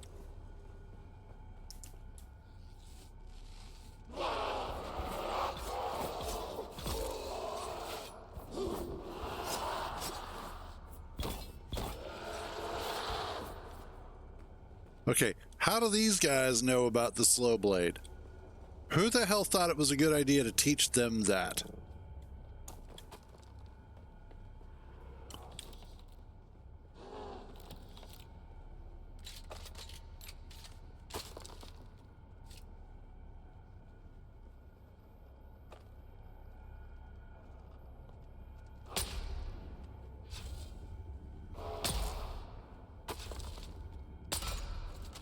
Oh no, I domed him. I heard that sound. Well, it's terrible. Monstrous past all sanity. There's more? Really? The hell is this?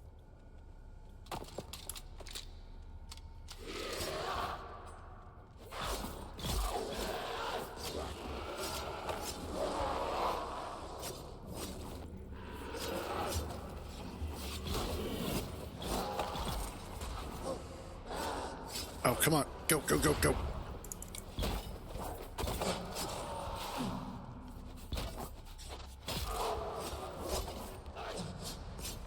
Oh, come on. Yeah, knock me off. Knock me off.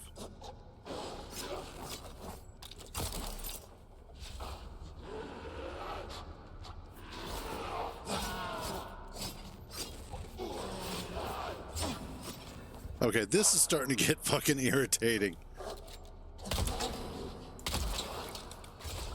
Oh, come on.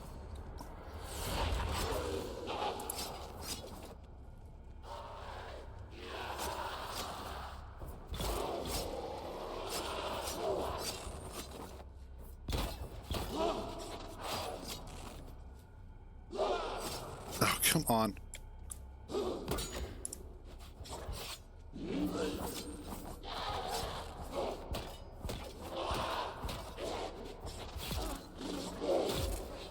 That's enough. Jesus.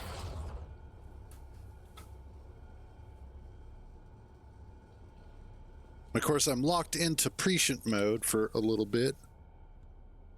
Skills. Let's throw I know, right? That's what it feels like. That's Weirding Step, Prana Bindu Strikes. Let's swap out for...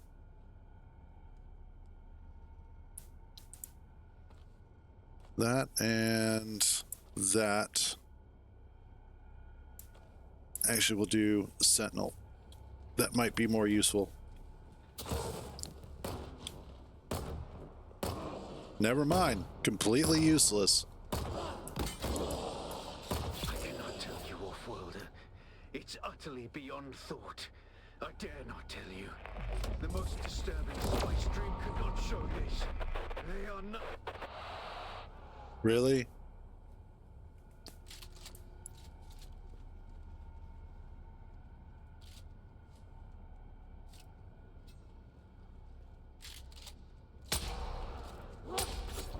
Oh, where'd you guys come from? Fuck off.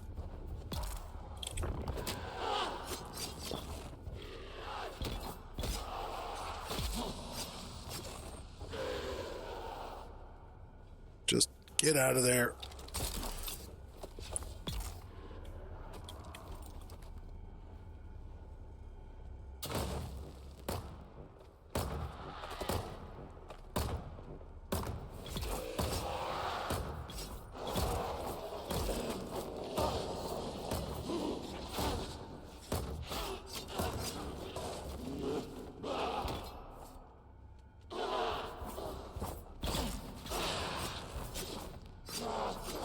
Oh, come on.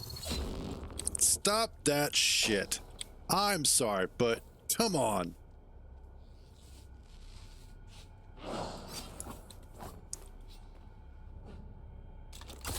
Irritating as hell.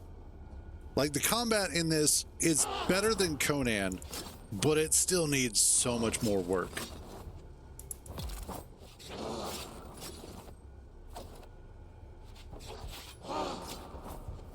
Like, the stamina system is so screwed up and broken.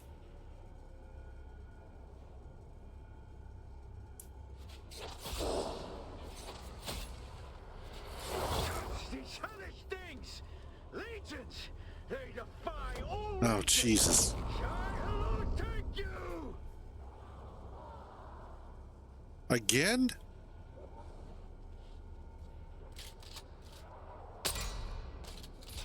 The hell is... Why am I doing more of this? This is the most irritating shit ever.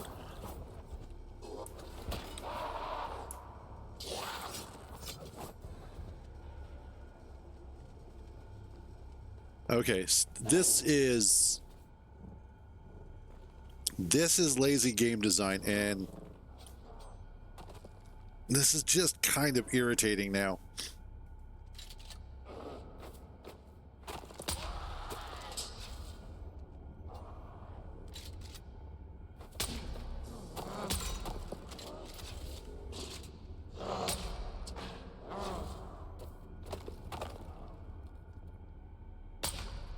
Can I just cheese it from here?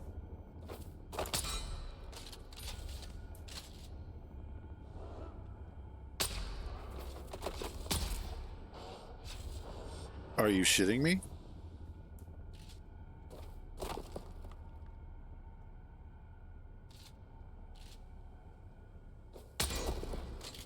I can kind of cheese it from here. Okay.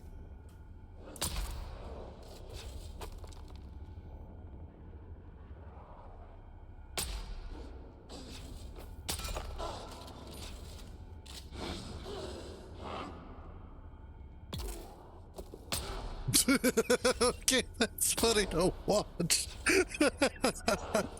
Oh, that'll cure gamer rage right there.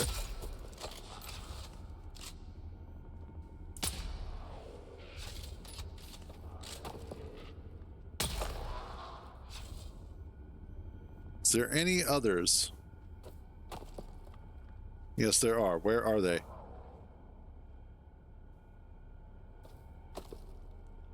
No, that's fine. That's totally fine.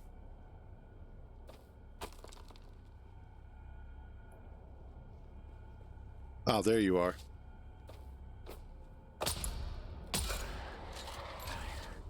I yet live, off-worlder. Oh, fucking finally. Reunite. There are hatches that lead downward. See if you can locate one. It kind of looks like it. Wow, that was just... I don't like that one bit.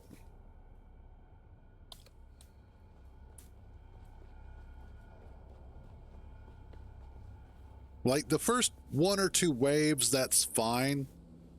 But it just keeps going, and it just keeps being more tedious. Not necessarily fun. Let's check out...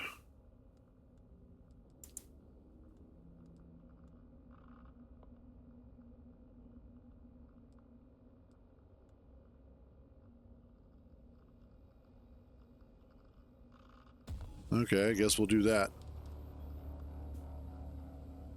Yeah, pretty much. Pretty much, yeah, that is, yeah, it's just wave after wave after wave of why are we bothering?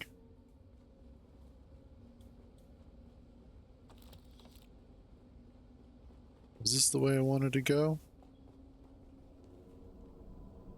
Oh no, that's the way I came in. But that's okay, because I need to go grab some water real quick. I'll be right back.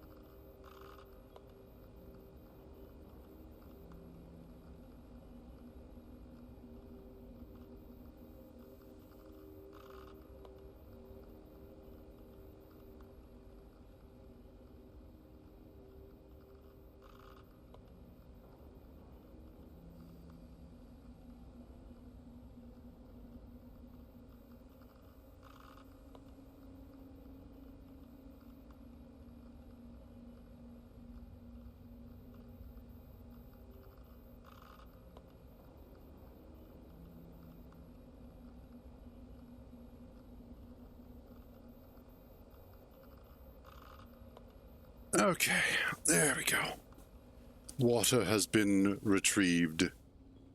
Yeah, this is the way we came in. That is the way we need to go out over there. Also, it is a little on the warm side today. It's only 81.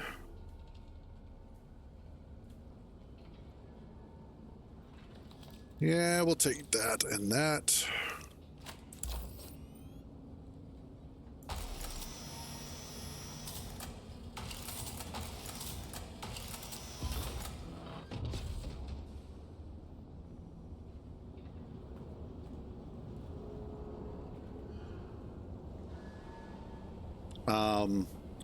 No, I'm good. Actually, do I have any? For once, I'm not carrying any spiced food on me. Usually I have some sort of spice melange food, but it's one of the few times where I don't.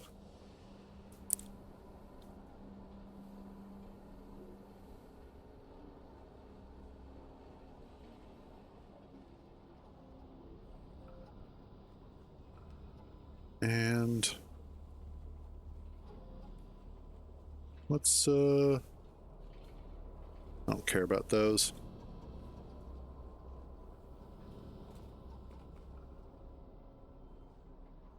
Oh, I've got a bad feeling about this.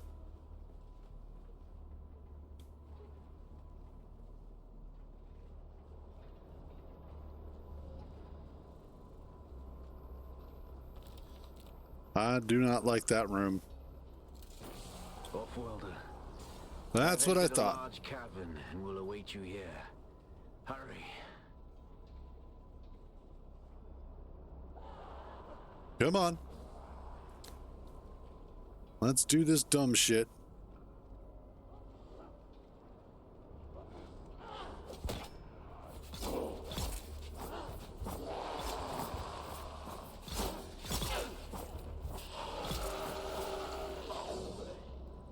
Yeah. Oh, but wait, there's more. Because of course there is.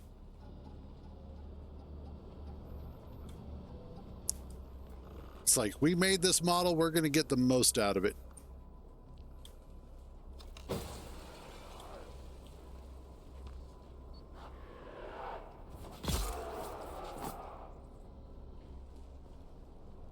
Okay.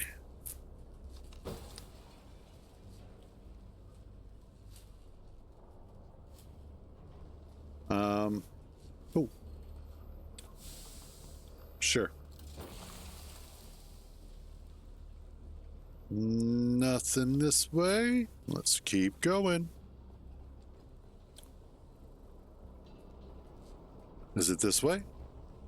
I believe it is.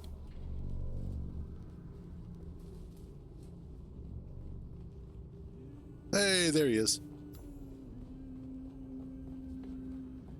I've seen things this day that I will never speak of. But when I pass out of this universe, the memory of it will mercifully die. Probably not. Let us continue. Oh, wow. Oh, wow.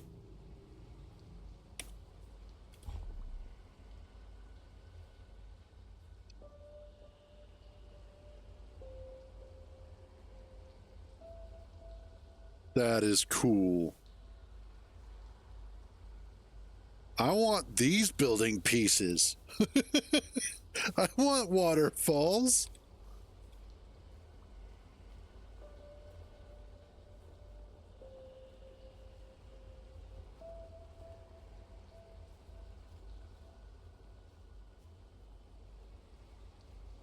That is so cool.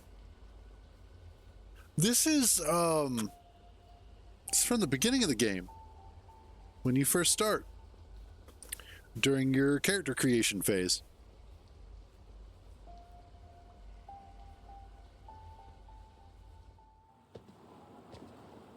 Yeah, there she is.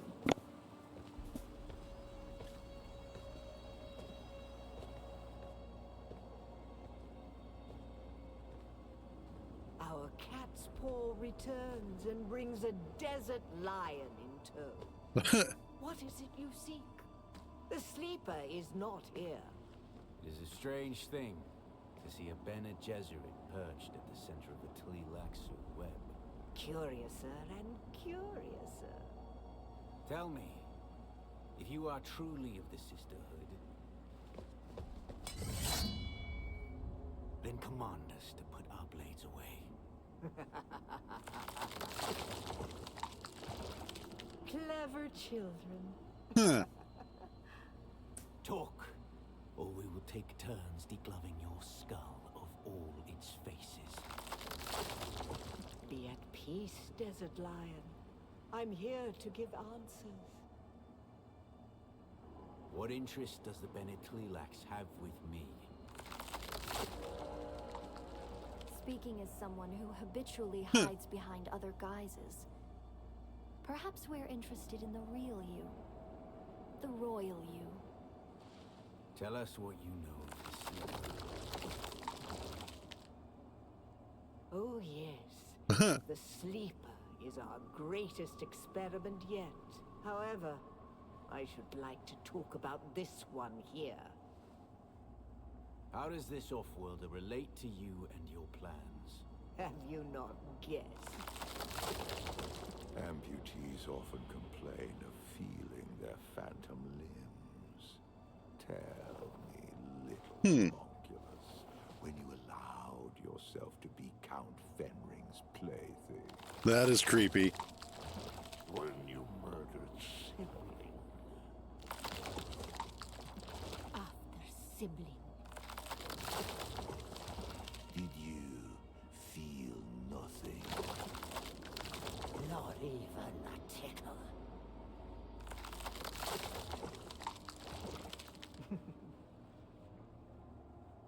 A clone. Clones are grown from cells taken from the living. Interesting. Solars are harvested from the dead. They are walking mausoleums, haunted by the memories of a corpse. Oh, my poor child of the tomb. Your life is not yours. Your Interesting. memories and identity are product, code, content. You are one of many, a ghoulish fractal, repeating and repeating and repeating. Every horror you faced in this land emerged from the same slime you congealed in. Enough. That's more than enough. You seem to have me at a disadvantage, Desert Lion. I do not possess the voice. I am no Bene Gesserit. And yet, when it comes to our product, I may as well be. Kill Xantar!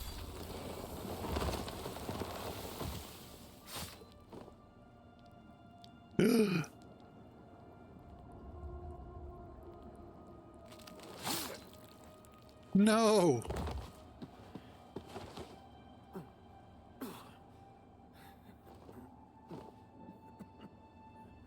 You still don't know what cadaver you were scraped from.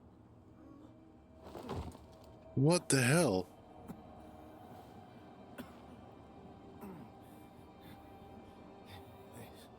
There's no time for masks now. My name, my real name, is Bronso Vernius. My mission is to find the Sleeper. Listen, the Fremen are I wonder if that was the guy from earlier. I don't quite recall. It's been a little while. Has awakened. You must find Stilgar. Arrakis has sharpened you, off-worlder. But what I'm kind of sucked into the lore of this now.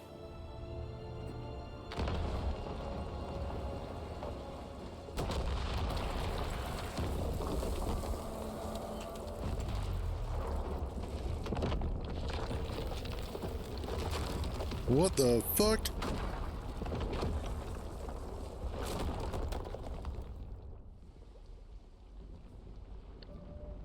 Here we go.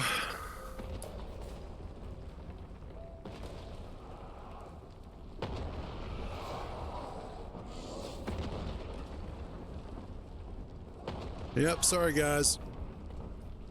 Got no time to play.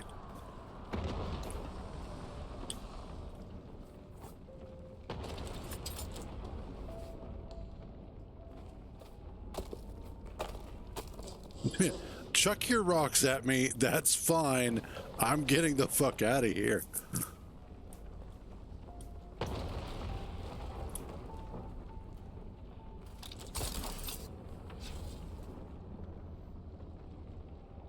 Oh, come on.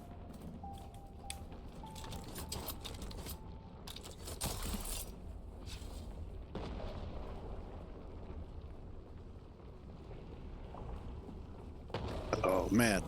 That...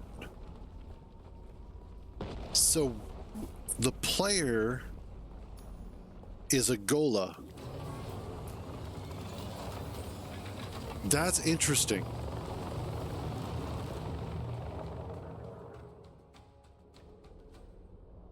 That is an interesting bit of story.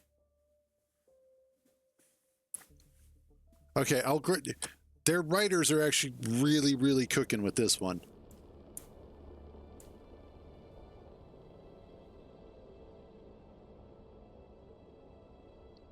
Okay, let's go back to...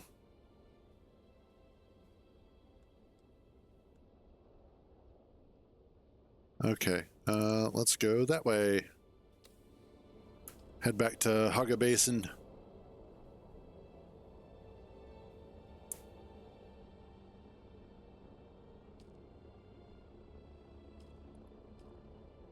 That is indeed interesting.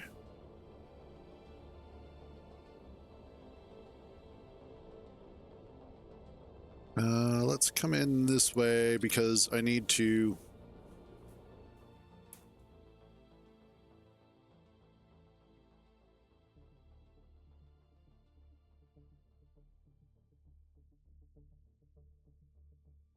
God, I hope it gives me my Thopter.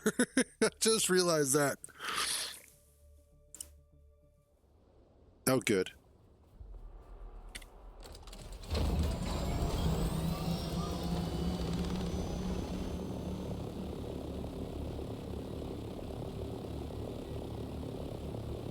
Let's head back to our guild home, shall we?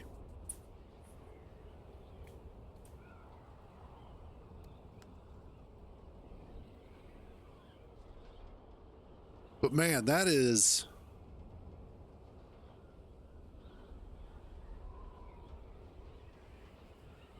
Wait. Do I get the 1 million Solaris? Because technically I could have taken his head. That would be hilarious to actually like make good on that.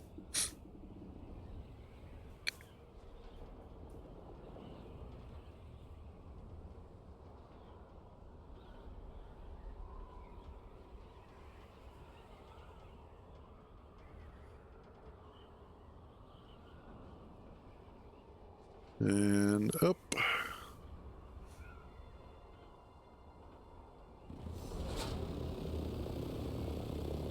Alrighty. Hello? That... Are you there? So you made it out. Good. I want to hear all about it, but it's complicated. After Fade Routha was spotted in Arakeen, Mother and Father have put me on lockdown. For different reasons, of course. Yeah. Father thinks the Harkonnen want to abduct and force me to submit to the betrothal with Fade. Mother, well, she's more worried about my meeting Zentara without a chaperone, I think. We've got history. Yeah, apparently. Speaking of the most wanted man in the Imperium, he's disappeared again, hasn't he? Did he say when he'll make contact? No. The man is frustratingly hard to pin down. He's not going to make contact again. He does love playing the dashing outlaw. I'll reach out again when I can find the time. Be safe. About that.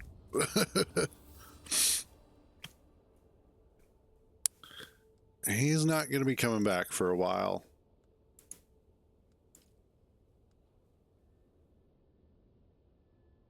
Oh, shit.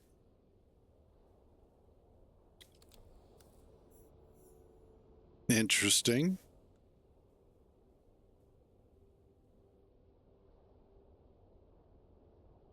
Ooh. Zentara's crysknife. Ooh.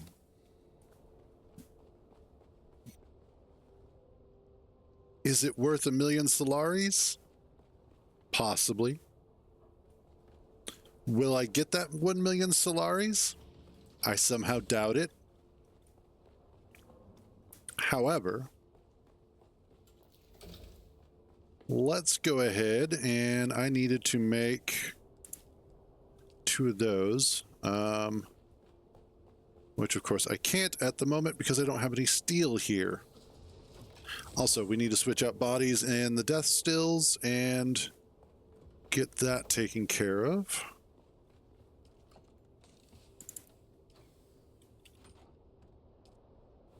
Yeah, we're starting to get some water capacity back now. That was one of the problems, is that we were checking on the water, and I guess just through usage and grabbing water and whatnot, and while we were away, we come back and the base was damn near empty of water, and we're like, oh yeah, little bit of a problem there. Why is that box empty? That shouldn't be. Oh well.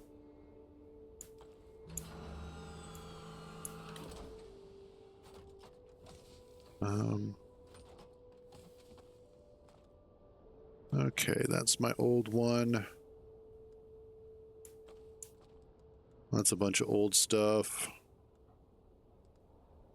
Power Pack Mark III I can probably get rid of.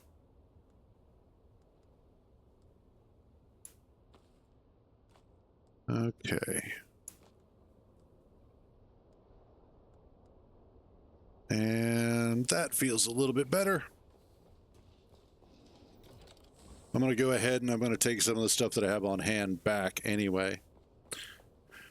But, part of the problem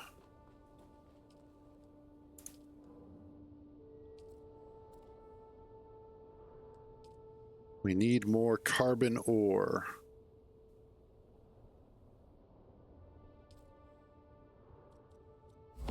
Let's just go ahead and get 100 iron going for the time being. And then I can go out and mine some carbon by hand. That won't be an issue. And I'll just bring that back.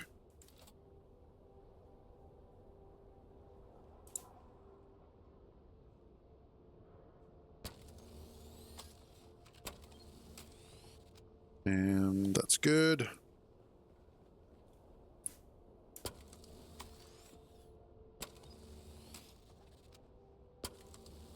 Get you welded up. How's the scanner doing? Now that was a busted scanner when I got it, but considering I don't use it a whole lot, I'm not too worried about it.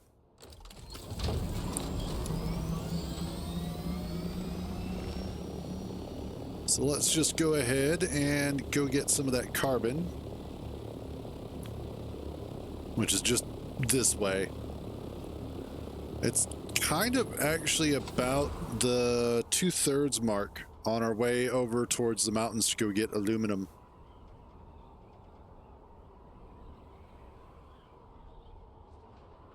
And I should be able to grab enough to make a bunch of steel by hand without much issue.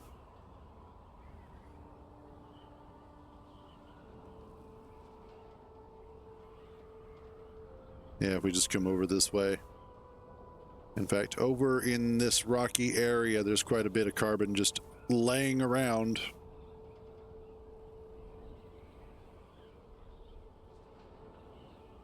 Jabal Ifrit El Garb. I love saying the names. There's just something, just the way that it feels in the mouth. No homo, as they say.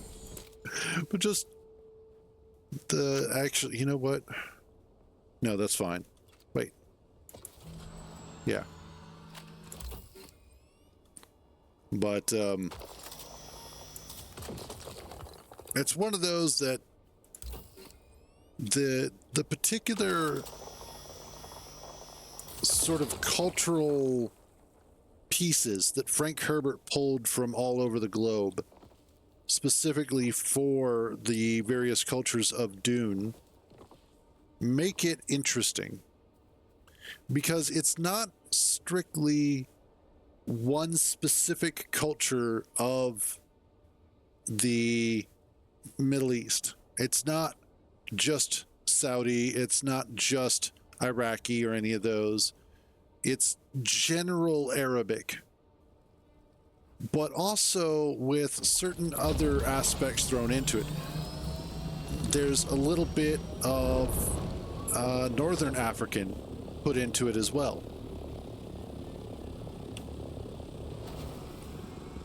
And he did a really good job of fleshing out the Fremen and various other cultures that take part in Dune.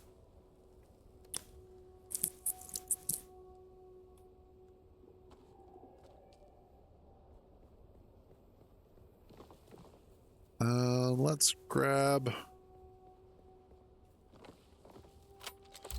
I don't know if I'm going to need... I don't remember how much I usually need for iron. Or for steel, I should say.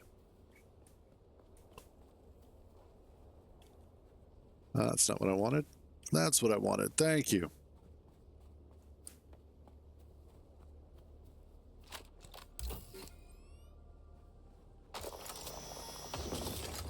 It's kind of quiet, though, in terms of the server and activity.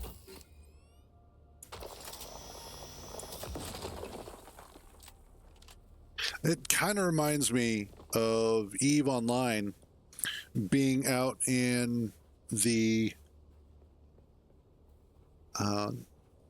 low security or null security, the 0.0 spaces.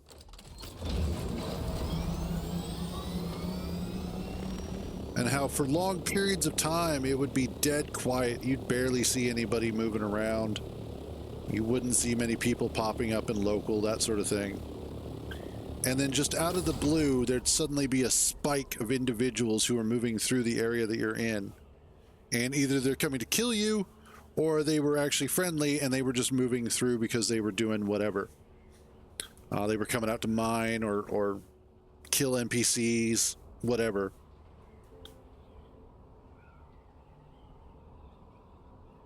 But all of a sudden there would be that spike of activity, and then it would go back to being dead again. And that's kind of how it feels sometimes on the server. And in the Hagga Basin area, is sometimes it'll be dead quiet for so long. And then just all of a sudden, bursts of activity. You're seeing worms popping up everywhere as people are doing things. You're watching as Sardaukar start getting triggered left, right, and center.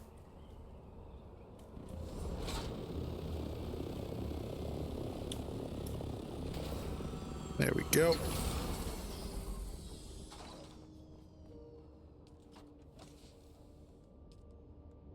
And let's do the Scout Ornithopter and drop off all of that. Awesome. That should be good.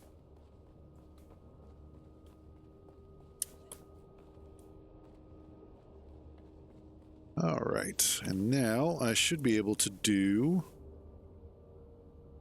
Oh, nice. Yeah, that's much better.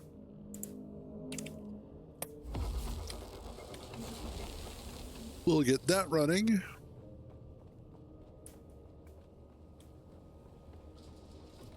I think we still need to make the cutter ray for the buggy. Which I'm surprised we don't have it, but, you know, oh well.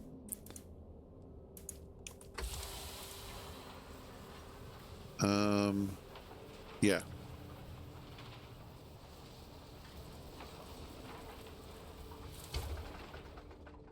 Oh, good. All right. Awesome. That is actually a really cool sound.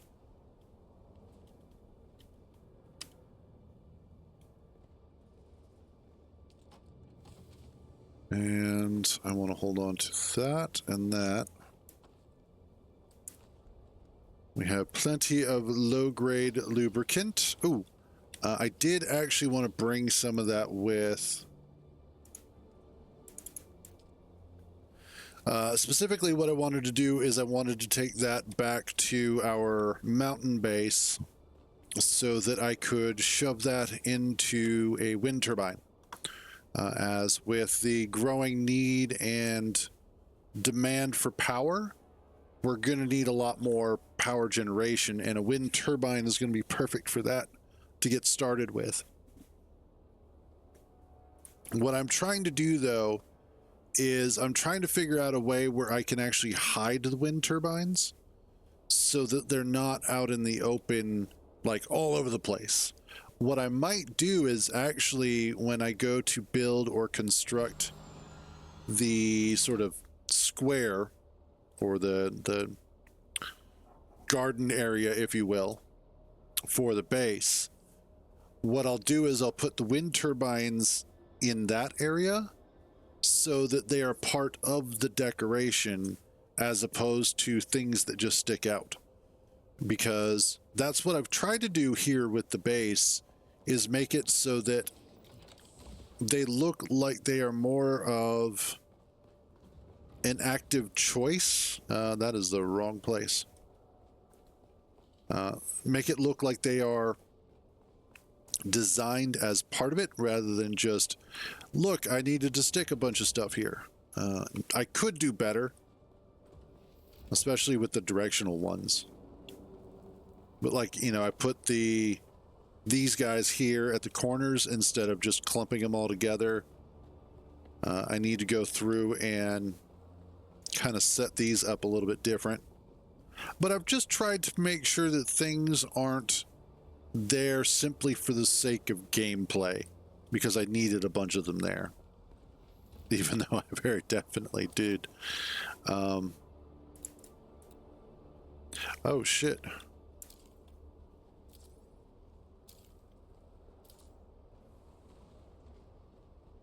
Can those not survive outside? Oh, that's interesting. I don't think these are designed to actually survive outside. I think they are strictly inside pieces. Oh.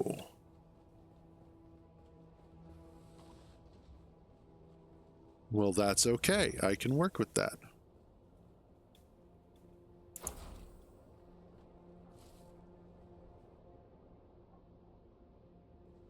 It was a good thing I decided to check on them.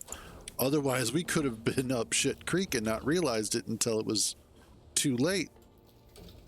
Because if these go down, that's a whole lot of power we suddenly don't have for a lot of machines that are demanding it.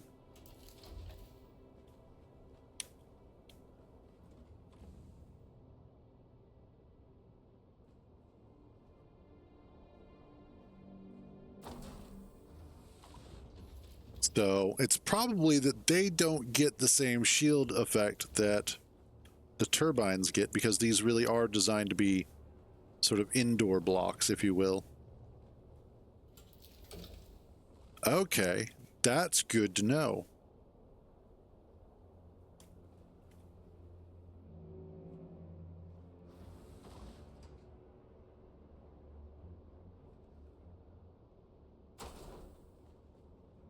Okay. So yeah, I'll bring those in, and then I can probably hide them somewhere else. But I'll be damned. This is good information.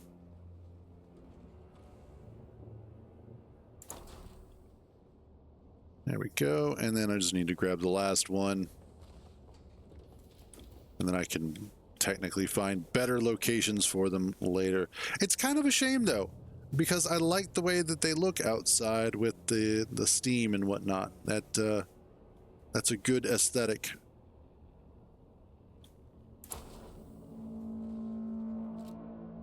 Yeah, there we go. And I'll have to let Kintar know what's up, because that'll be good information for him to have should he ever need it. And then also, you guys are all well fueled. Yeah, so if we had lost one of them, it wouldn't be too bad, but if we had lost all 5, that would have been catastrophic, because immediately the base shield goes down, the pentashields stop working, and anytime that there's a storm that comes through, the base would start taking damage.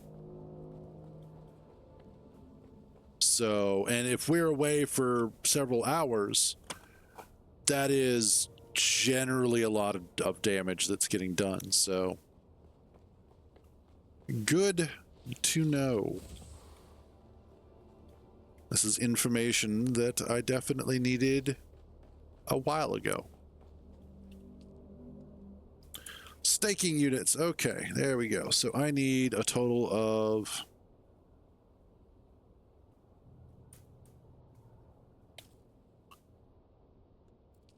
Let's do 1, 2, 3.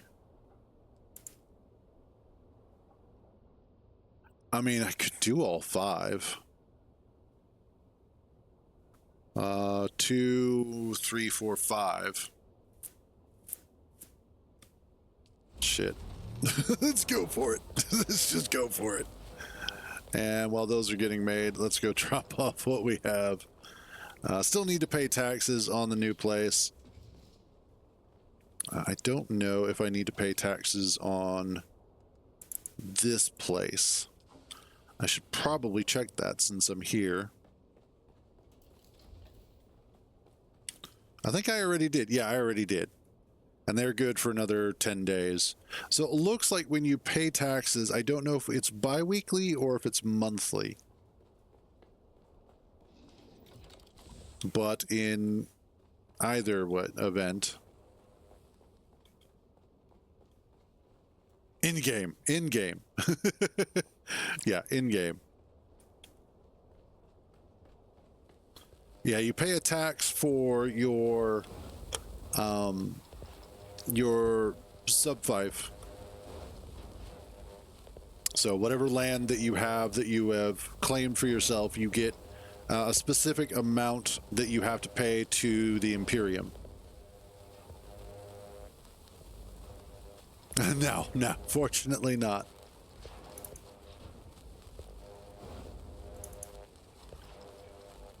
If that were the case, my house would be built completely different.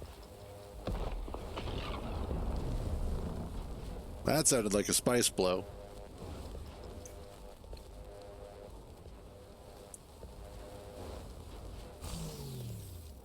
Here we go.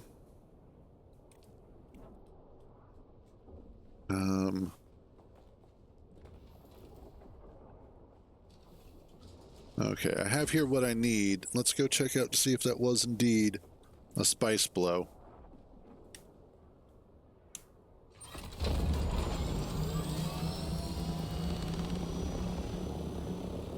Maybe?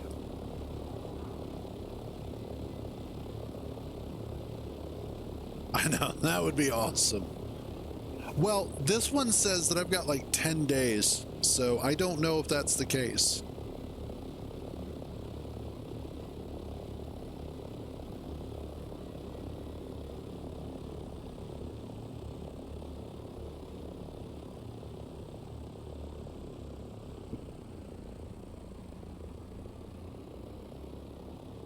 That was a spice blow.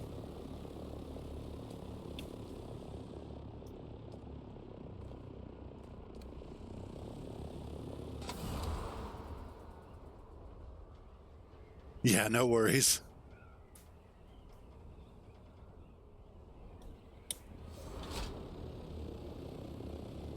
Double check for worm sign.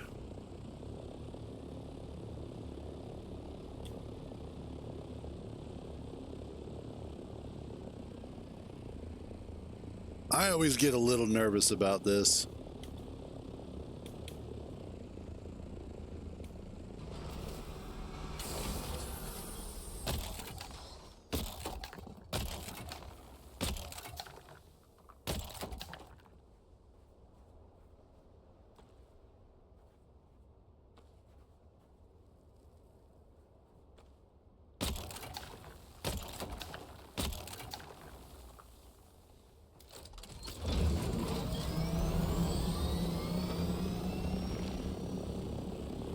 Let's just check. Okay, there goes a worm over there.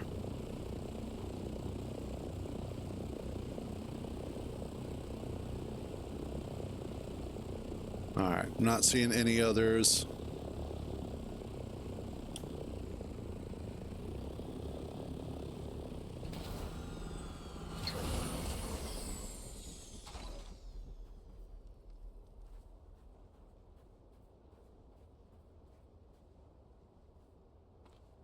Grab this.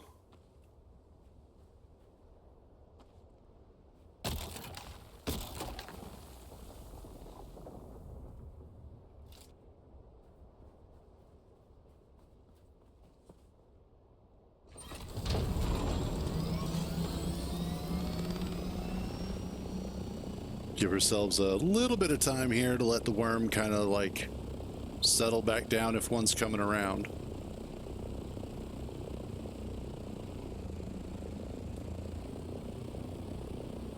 Okay, we look to be okay.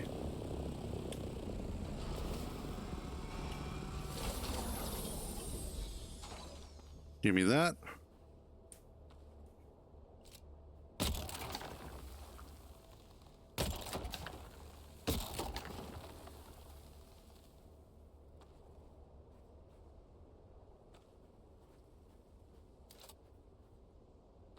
Okay, let's get out of here. That's more than enough spice. I don't need more than that. Oh, and there's a storm on the way.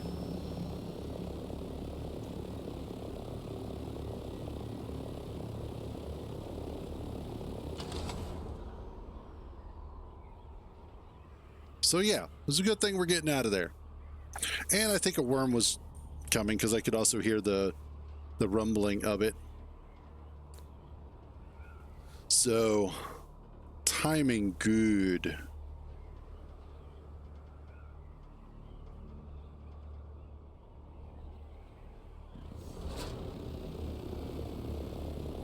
Plus, that'll make Kintar happy to have more. To have more. Hey, what's up, Grumpy? Do we have... Awesome. Ooh, we're starting to look kind of almost okay on spice.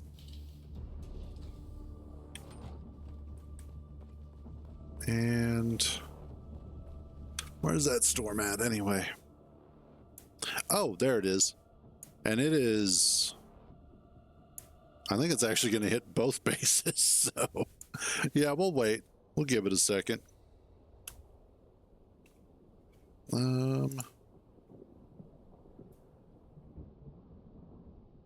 Oh, Jesus. Oh, my God.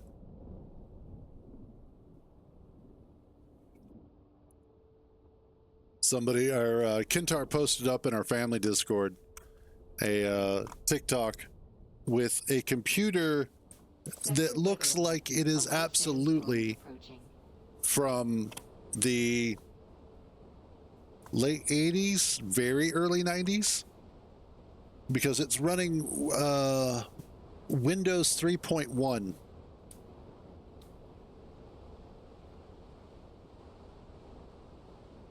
And it has a 3 1/4 inch floppy. Or was it 3.5 and 5 1/4? Either way.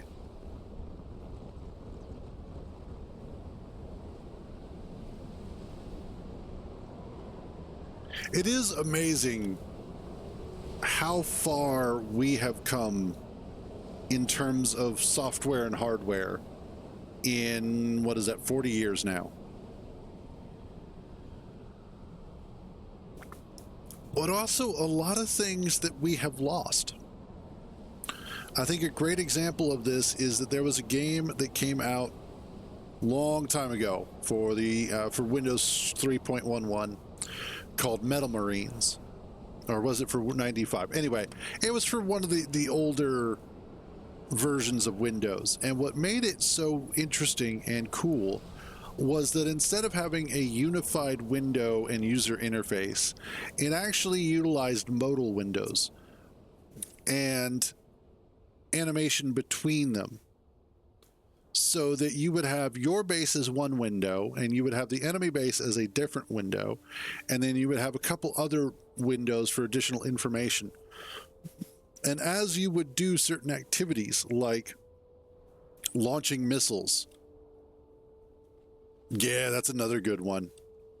But as you would do certain activities like launching missiles or launching the metal marines, the titular characters, they would fly from window to window.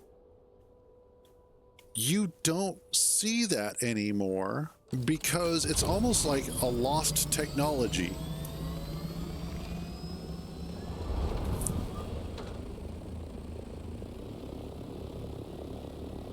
Oh, damn.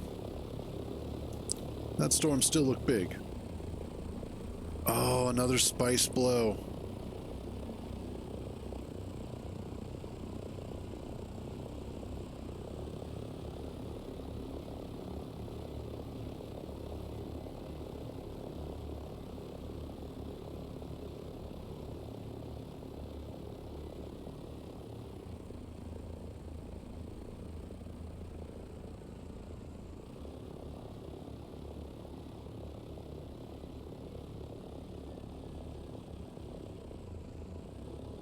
All right, let's be quick about this.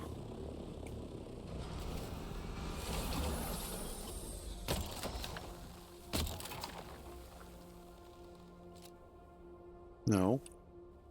Get that, thank you.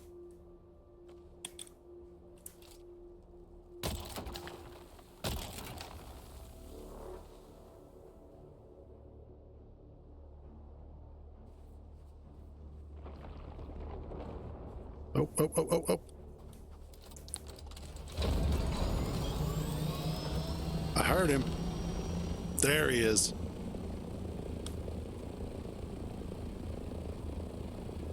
Let's not sit around and joust with the worm. Wait for him to piss off a little bit. Okay. I just need to get that last little bit there and then we're out.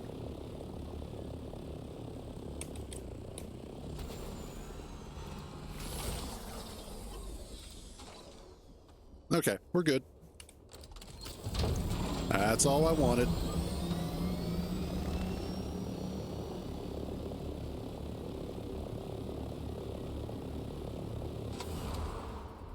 Now, you really cannot see the altitude indicator or the horizon indicator. That's what it is, not altitude.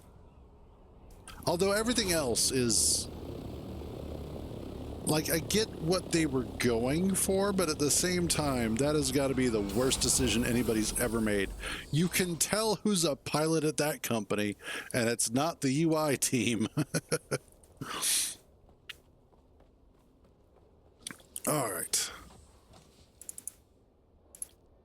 There we go. Look at that. Actually getting some spice stockpiled. Swap my boots back.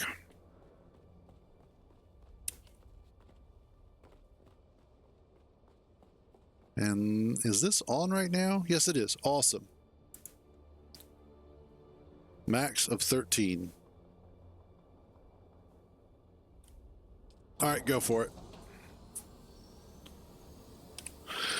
Now, with that being said, let us go ahead and start making our way. Let's head back to our mountain villa.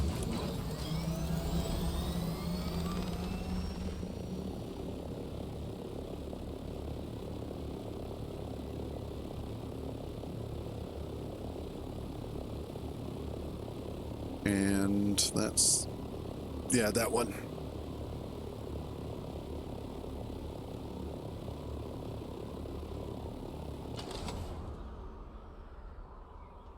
And there we go.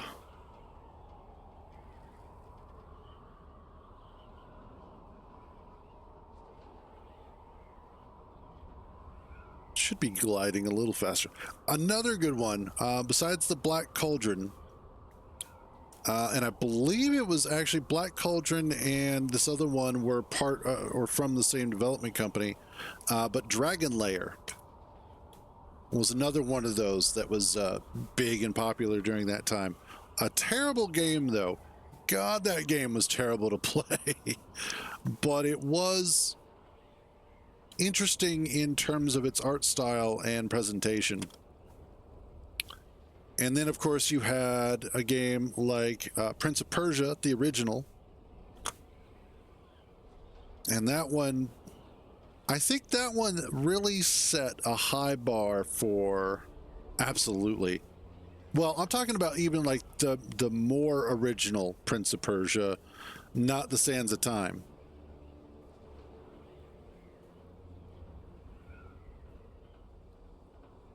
Yeah, don't get me wrong, Sands of Time was really good. Like, that was just a really good game. However,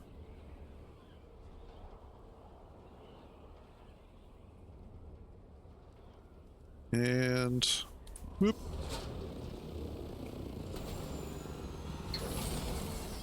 Also, I got us a whole bunch of spice, and then I'm refining the spice. So there's that. All right. No, actually, there were like 2 spice blows that were nearby. So I just went ahead and I grabbed one, and then as I was like doing some stuff in the base, waiting for a sandstorm to go past, I noticed that there was a second blow that happened, so I went out to it and I collected it. So, all right, let's go ahead and get that one.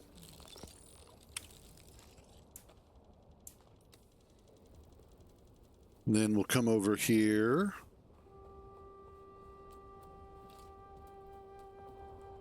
And we'll get that one. And I actually had a bug happen at the guild base where I got a free one of these. I don't know how it happened or what set of circumstances caused it to happen, or if they've even been fixed. But I put down 2 of them. One of them finished. I was like, cool. And it disappeared like it was supposed to. The second one, though, when it finished, it was still sitting there just chirping away. And I was like, what the hell? So I went over to it and it let me pick it back up. But I had claimed that bit of land, that bit of sub 5, that it was grabbing for me. So I didn't lose anything. I just gained a free one of these stakes. So then I went ahead and I did the 3rd spot, and it gave that to me too, which was cool. I was like, all right, sure.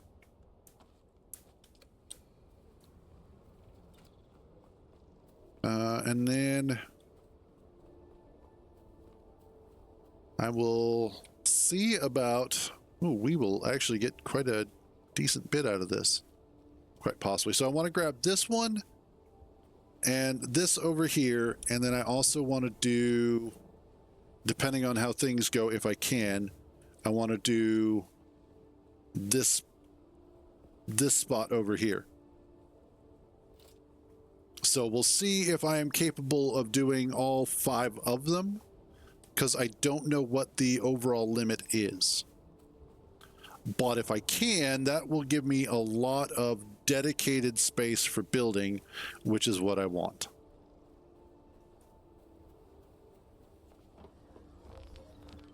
All right. And awesome.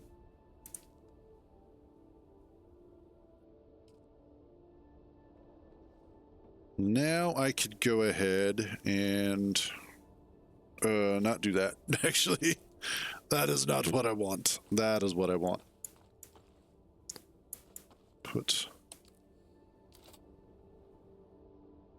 I needed 5 more steel, really? What am I missing? The carbon ore. Okay. Wow. That makes me feel some sort of way. What all... Okay, we're good on space. Before I go out, I'm going to go ahead and I'm going to wait for these things to finish their claiming ritual.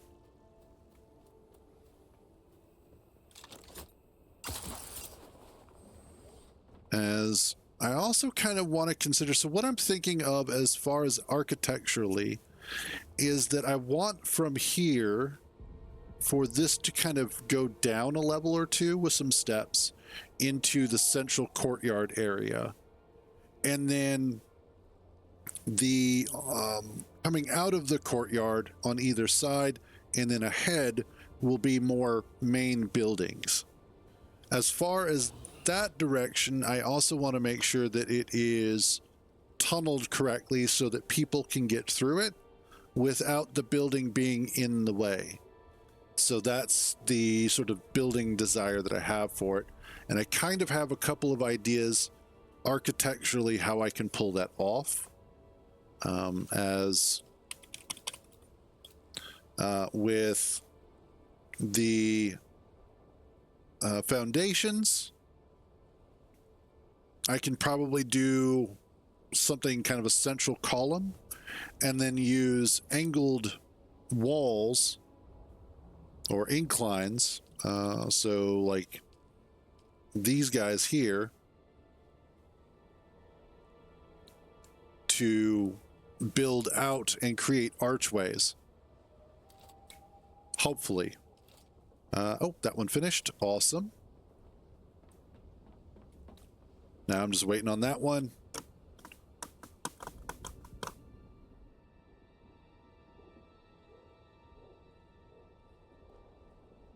Also, okay, you've got like 3 minutes left. I think my second Decaleader John is here. Not that I really needed it with the first one. But we do have a couple of bodies here. Nope, that's full. Yeah, there it is. Okay.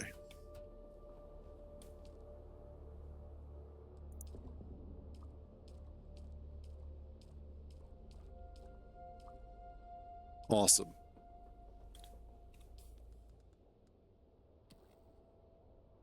But I figured while I'm here and I was waiting, I could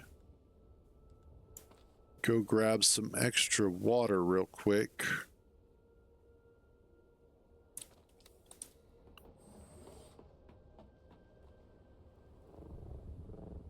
And then the other thing is that I still need to come up with the method. I still have a little bit of time to wait.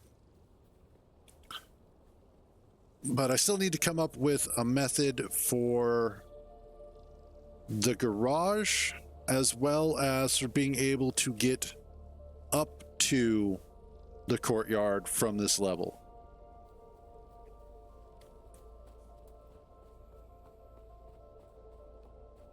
So still a little bit of work, but it's better to have something to do than nothing to do.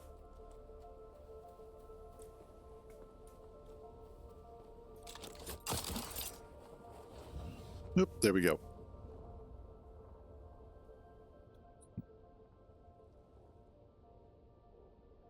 Are we done yet? Are we done yet? Are we done yet? Inventory full. Are we done yet?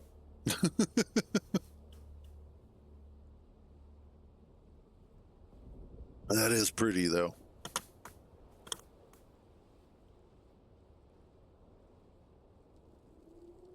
Come on. Hurry up.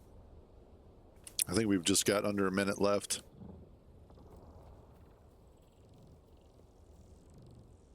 I'm wondering, and I'm curious as to why the time to claim increases with each one. From a development standpoint and from a gameplay standpoint, I wonder why they went with that route.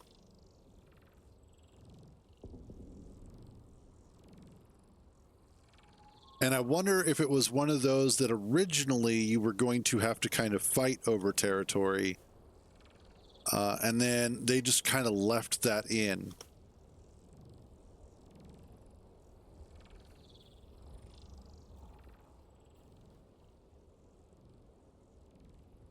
Well, as far as I know, there is a limit on the number of claims that you can have per sub-5. Did I get it in time? I don't know. I don't think I did. All right, but let's see. I do at least have this claimed. Awesome. Yeah, that's fair. All right, so we have... Yep, no worries. Actually, I'm going to take a quick AFK as well because I'm getting a little hungry. So I'm going to go grab some... well, before I do that. I was just talking about doing this too. Let's go get some water. Because we're heading into a good dew harvesting time. Not fantastic, but there we go. Enough.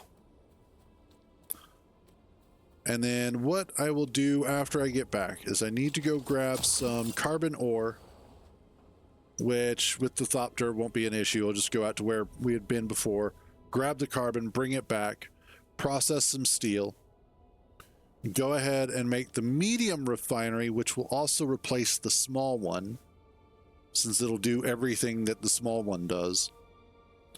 Then I can go ahead and... oh, that reminds me.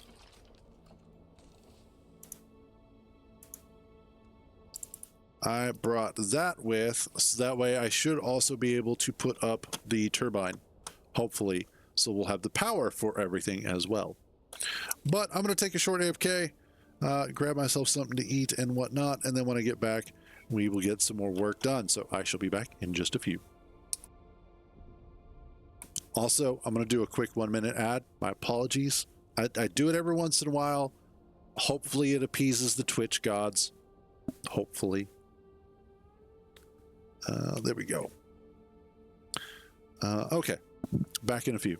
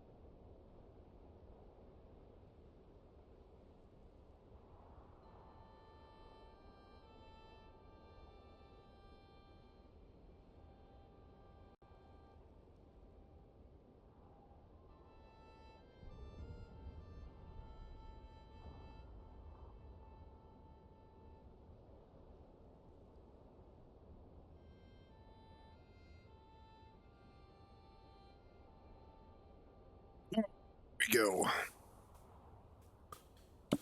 Switch back here. All right. So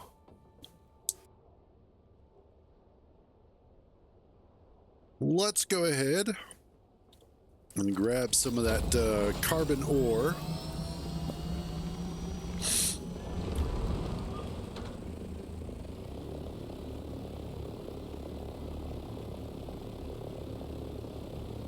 Oh.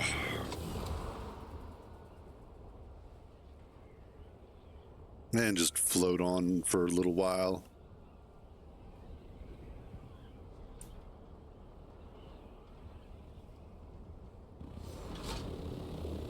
Now that rock right there looks phallic as hell. It's kind of hard to see, but man, that looks like a giant dick. Actually, it looks like a short one, like a little chub.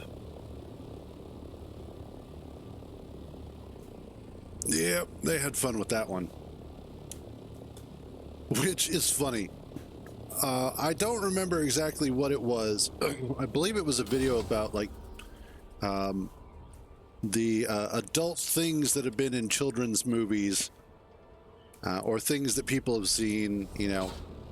And they tried to say, you know, like, it looks like that, but it's not really that. And somebody went, oh no, the animators know full well, the artists know exactly what they're doing. That's not by accident, that's by design. And it's like, oh yeah, they knew. They absolutely knew. Because at some point, somebody had to sit there and point it out. And be like, you do realize what that looks like, right? Oh yeah, you're right, you're right.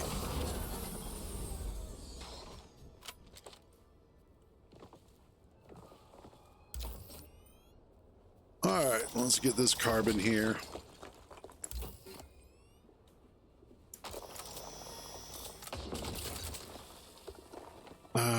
Not trying to pick up that stone. Trying to pick up that. Cool.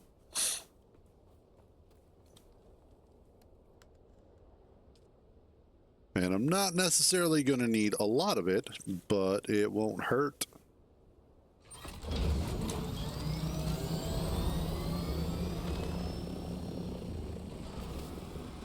And we'll just come over here real quick.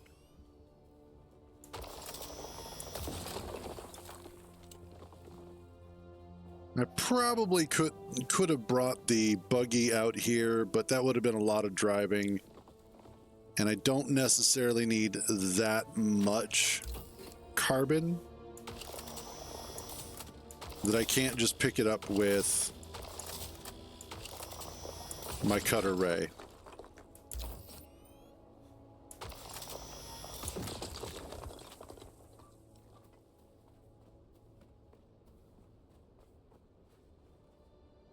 Drop that off, and then we'll grab this.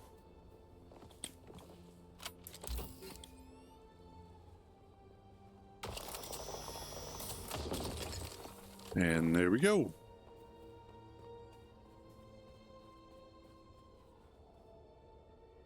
All right, that should be enough.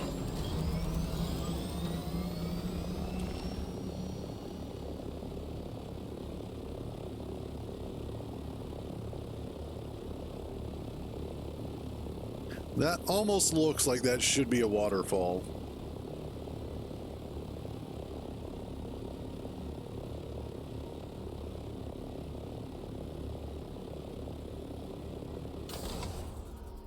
Whee! Oh man, I'm so happy. So, back when I used to work in a grocery store, actually two different grocery stores, technically the same company, but two different brands. But I worked at one and then I worked at the other. But what was cool is that, of course, working there, you wind up getting an employee discount. And one of the foods that I had started eating at the first grocery store was Vienna sausages, and specifically the barbecue ones. I'd had Vienna sausages prior to that because my dad liked them.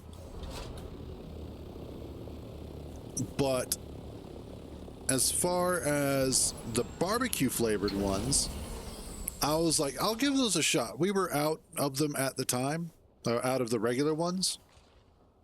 So I wound up doing the barbecue flavored ones and realized rather quickly how delicious they are. And I mean real good. All right, that is full. This one. And that's empty. That still has a bunch of aluminum.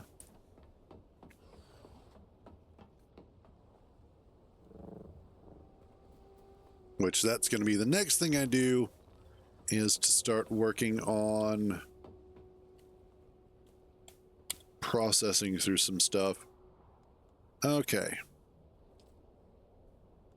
Let's just get 5, because that's all I need.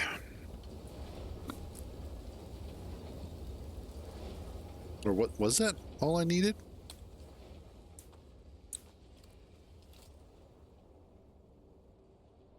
Yeah, apparently that was all I need. Okay.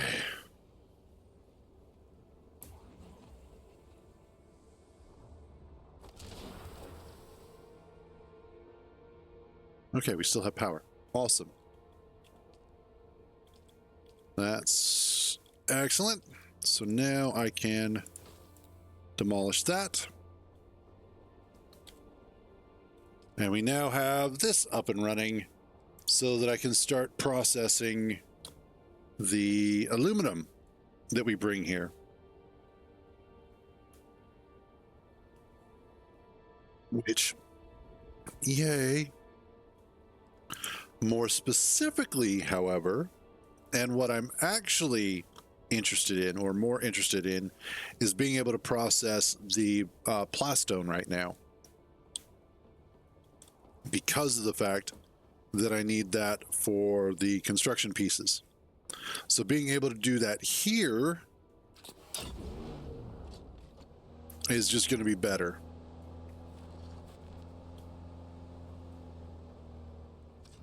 And I think I know why that weird little bit of camera shenanigans happens, because the vehicles are coded in such a way as to make their tracks almost magnetic. So they're trying to adhere to the surfaces better.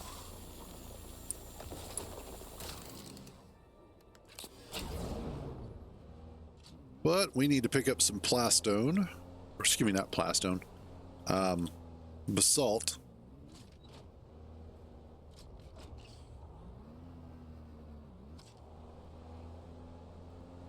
Thought I heard somebody else out here for a second, but it may have just been this.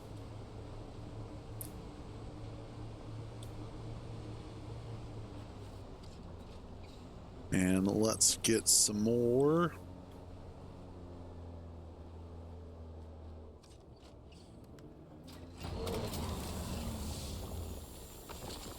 We are.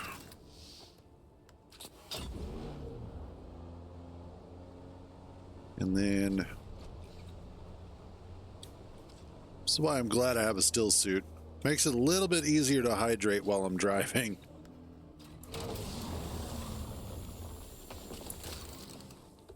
Let's make sure you can go there. All right. Actually, I did see that. All right. Move that down there. Okay.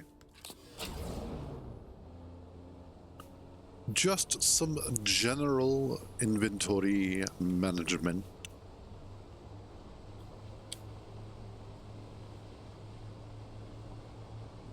And if I were basalt, where would I be hiding? Oh, there goes some.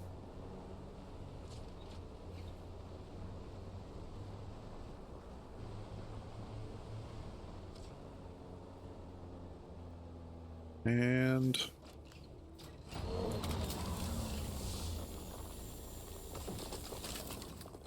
there we go.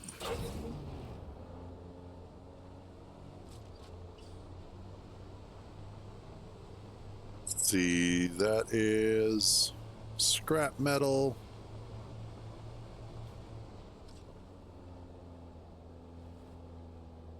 I think that's somebody's base. Nope. That is a PvP zone, it looks like. Yes. Okay.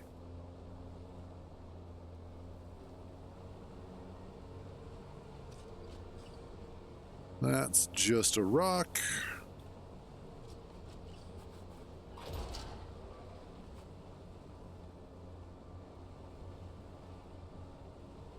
And see if we can find some more around here that's not too far away. I don't know if I need more fuel cells.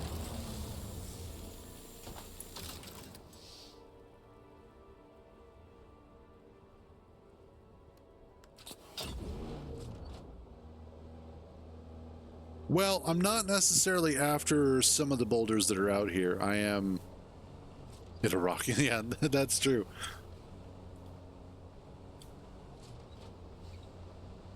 Oh, whoa, whoa, whoa, whoa, whoa, whoa. The boulder says that he actually rocks.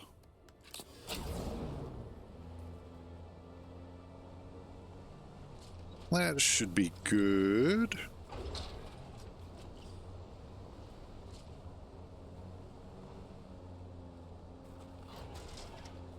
Yeah, that is such a weird thing to do.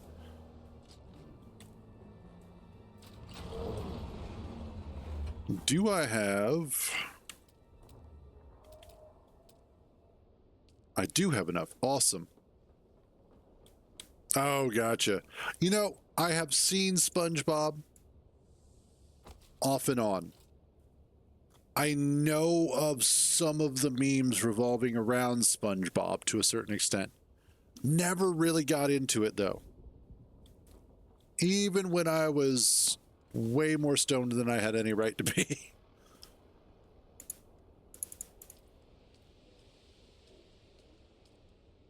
Awesome, there we go. Now I can go ahead and see about doing... for those, that'll give me an extra 1,000.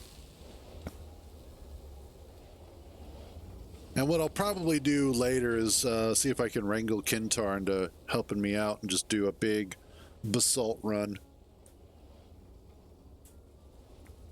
But for each... That's... Okay, yeah, that's true. For me, it was Transformers and G.I. Joe and those sorts of things in their original 80s run.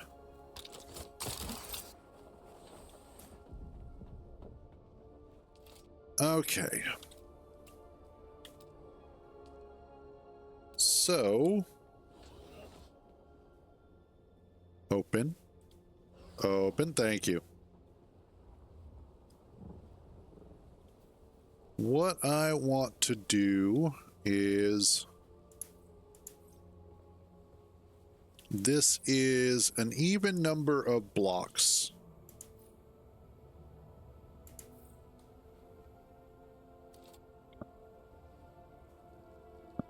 Hold on, be right back.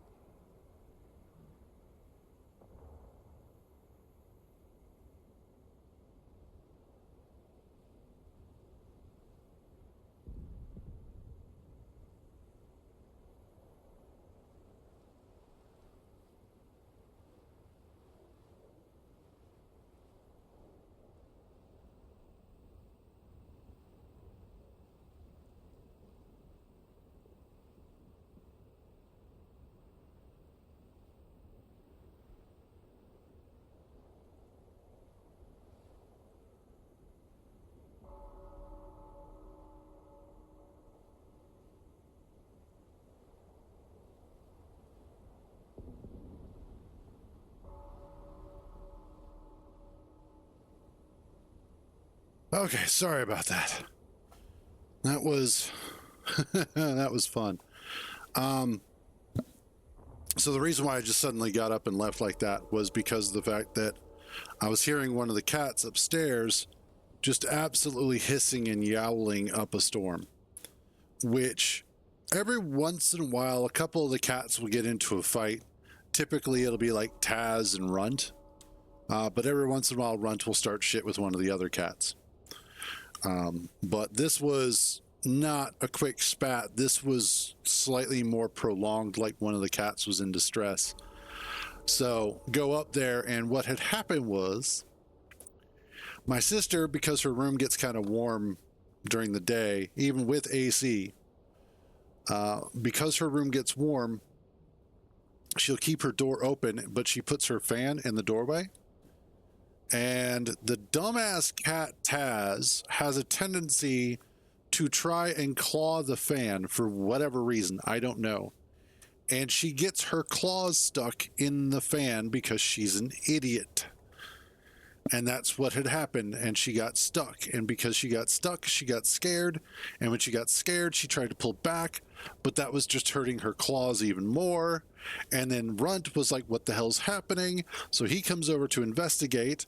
And then she gets all pissed off because she doesn't like Runt.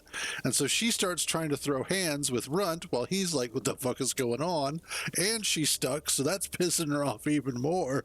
So it was this constantly evolving issue of cat on cat violence due to one cat's stupidity. Fortunately, and this is the funny part, and this is the funny part. My mom had gone downstairs to go see what gloves we had so that somebody could hold her. And then my sister was going to attempt to extricate her.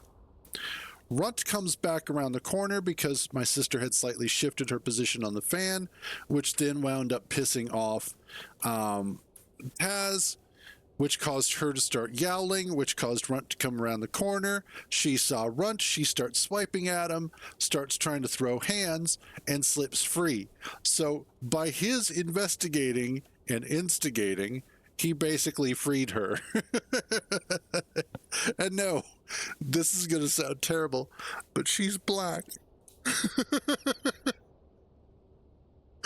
Oh, so yeah, about that. Anyway, yeah. So that's all taken care of. Everybody's happy again and, well, less angry. So anyway, back to the work that I was working on here. What I'm trying to do is kind of figure out where I want to put the center of this courtyard.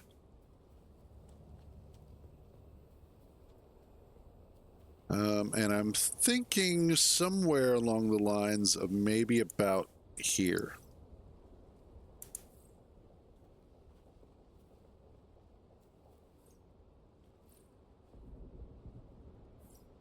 And then we do that.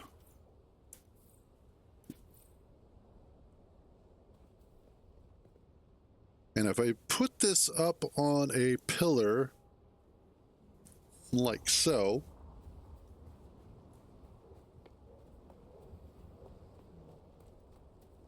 I can still actually use this underside here as the garage for the buggy. And then all I have to do is kind of fill that out. And then I could conceivably come up with some sort of stairs coming out of this portion that come up to the top.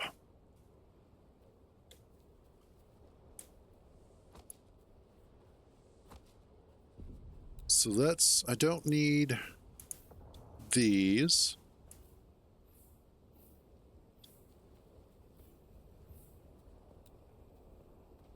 Let's get this bottom portion here.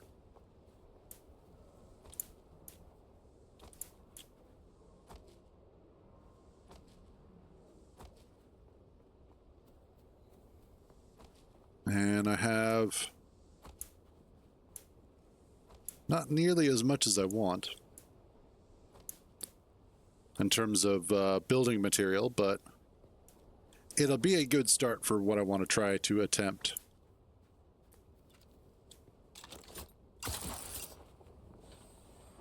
All right.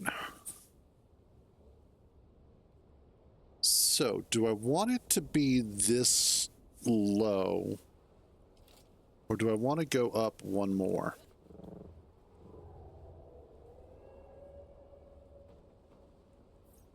I think I want to bring it up one more.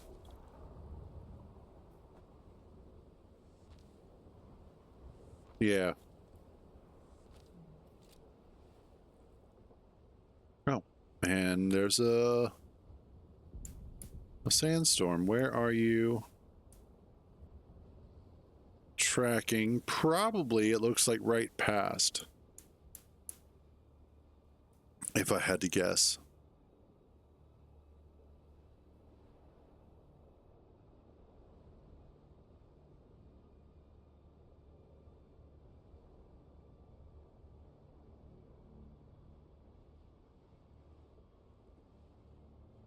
Maybe. We'll find out in a second when I get the warning.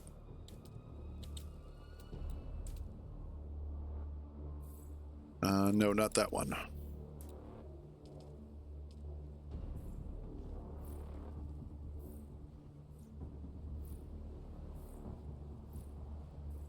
And there we go.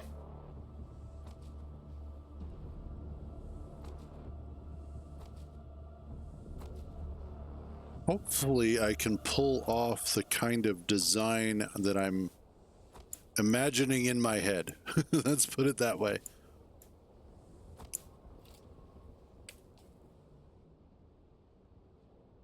Oh yeah, no, that's going to go right by us. We're fine.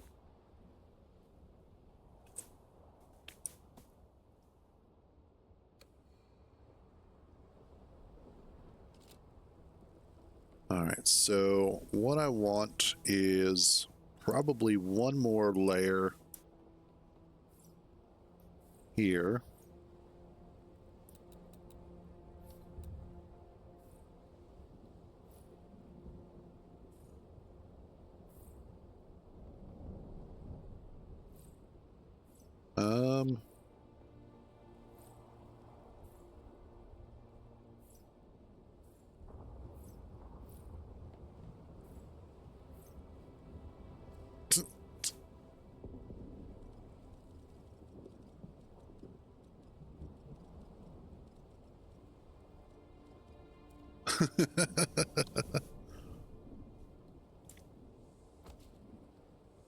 It's amazing how many people aren't paying attention to their HUD and their compass. They should have been able to see it. Because I noticed it while it was still like 7 or 8 kilometers, or 78, yeah, 7 or 8 kilometers away.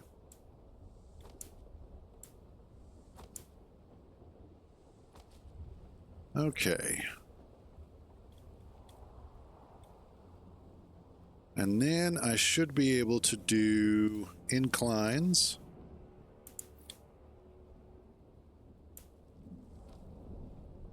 Like that.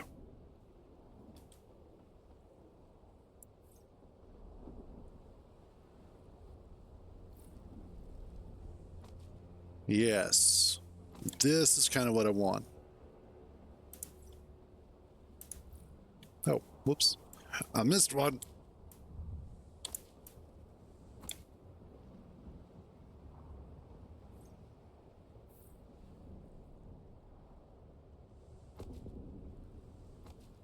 There we go.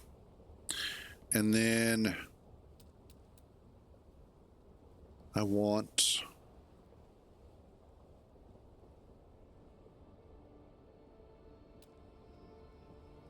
roofs. And here we go. We would go back to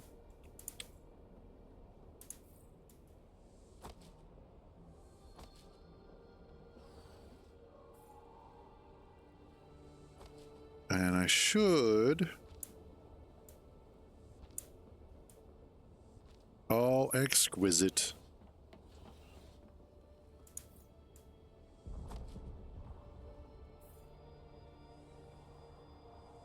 Okay, so this should act as the upper deck, and I will get the column in place on this side. Well.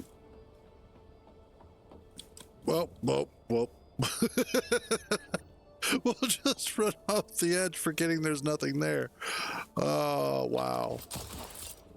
There we go. Okay. So what I would like to do is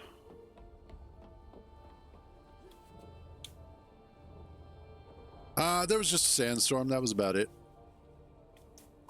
Okay, so I might see about getting the terrain on either side, so that way I can finish off the pillar here and still be able to kind of go around it properly, or just use the pillar as kind of like a marking off point so that you can't go around it per se. I mean, obviously you'd still be able to, but the flow of that means that you wouldn't be able to. So let's come down here. And I want...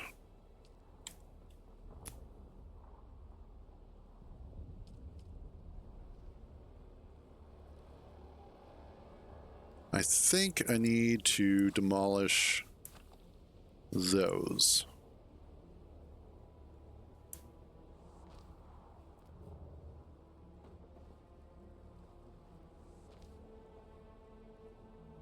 Nice. I think I'm up at 120. 125. I have no life.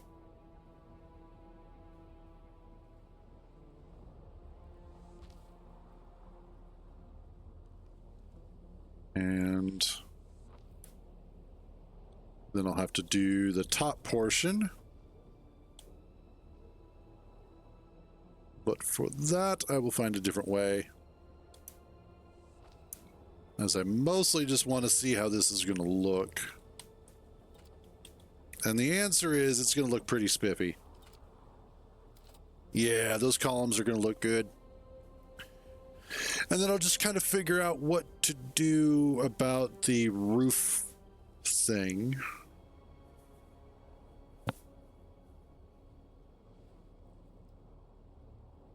But yes,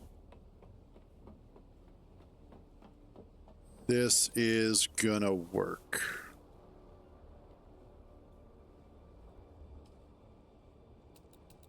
What about...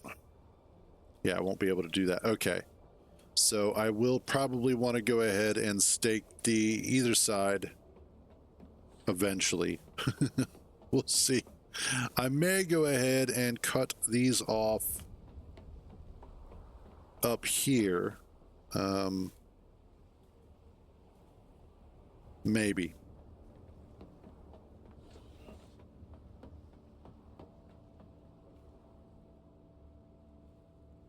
But the first thing that I need is I want structurally, I want to put you there, and yeah.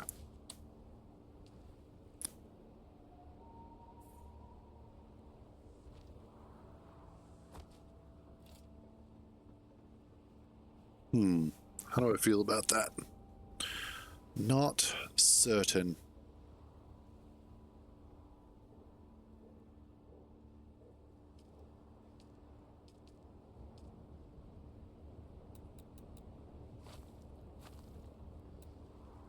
Let's go with this instead.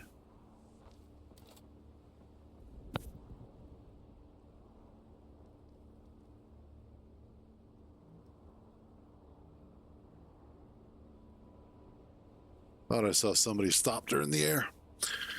But what I'm trying to do is I'm trying to get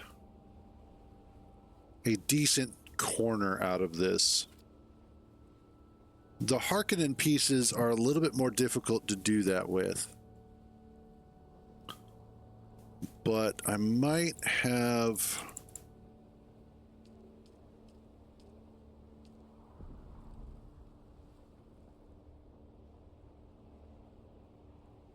What if I do this and then... Because I have an idea on how I want to do this.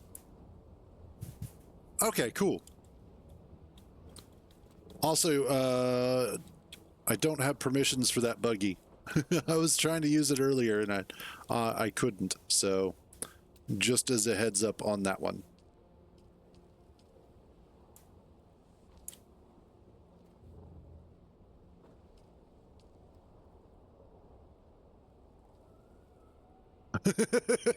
Skill issue. No, totally deserved.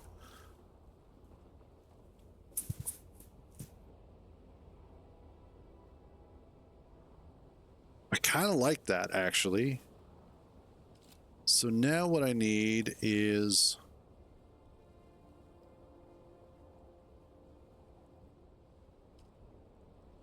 Let's do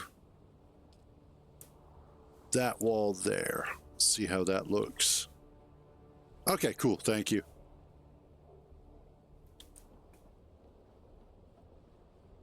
And then the same for over here.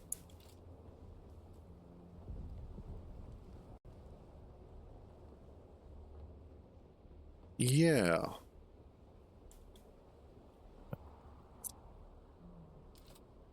Okay.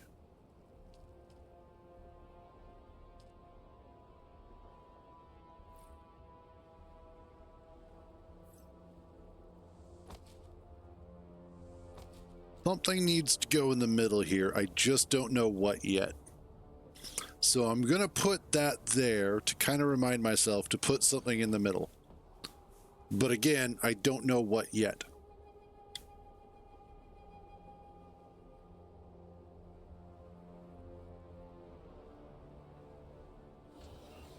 Okay. So okay, good to know. Also, just as a heads up, don't leave anything in the deep desert base. Just because I was noticing, I was looking at the log, and the storms have been coming through and deactivating the shields periodically. So anything that is important, do not leave it there overnight.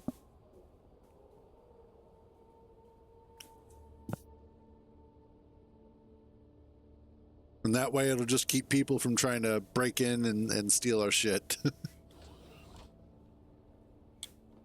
Also,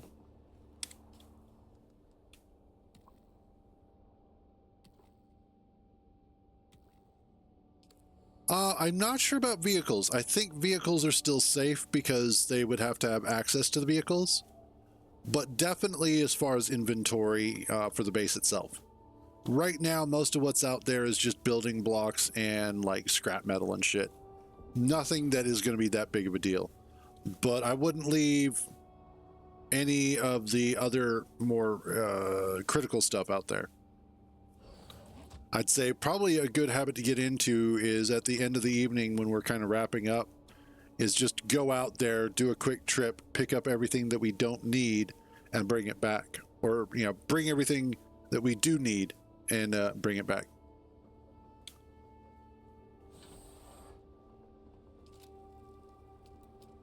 Let's swap over to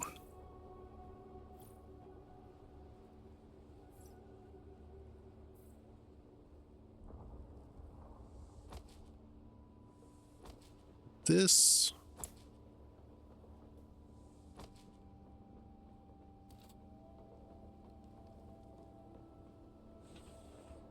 Yeah.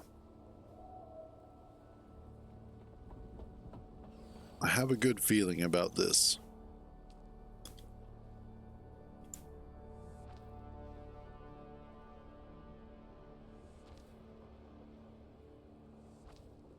Then, yep, there we go.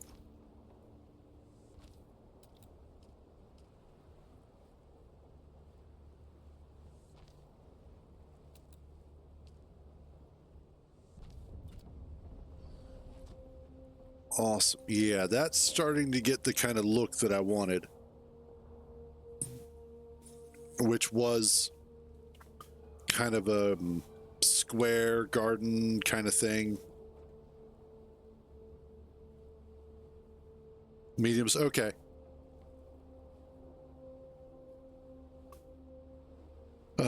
What does that even take?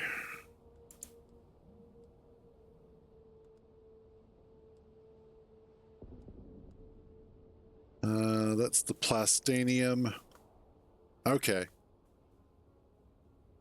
Complex. Really, yeah, really the only thing that we need right now is just the plastanium, because I think we've got just about everything else.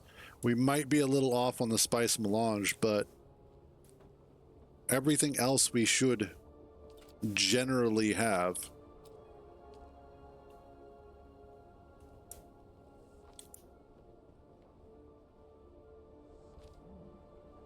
Okay, gotcha.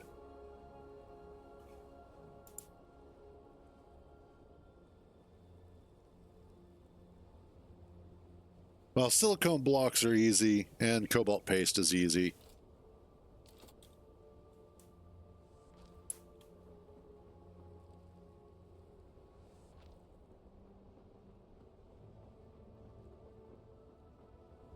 Okay, and then I went with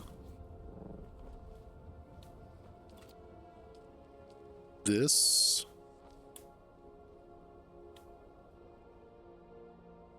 And that.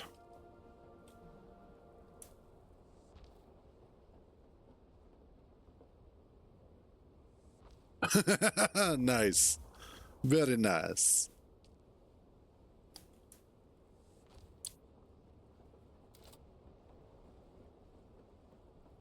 And then roofs.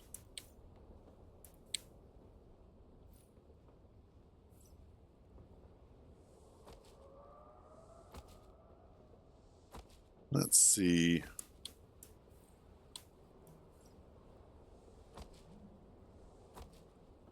He's probably on quite a few lists. I mean, it is Matt after all.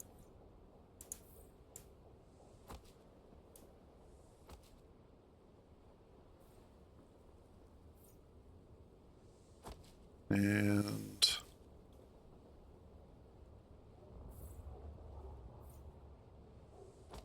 there we go.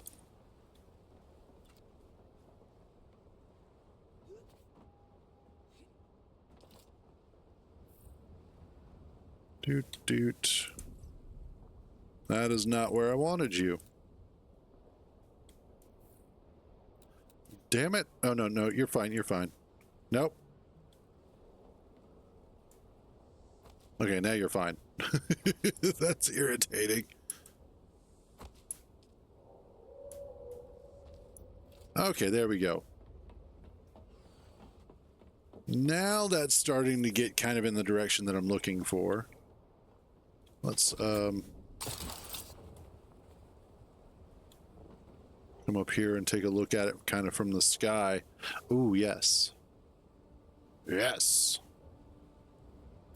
Now, of course, the biggest problem that I'm going to run into right now is that I don't have Harkonnen decorations, unfortunately. I only have the Atreides and the Chom decorations.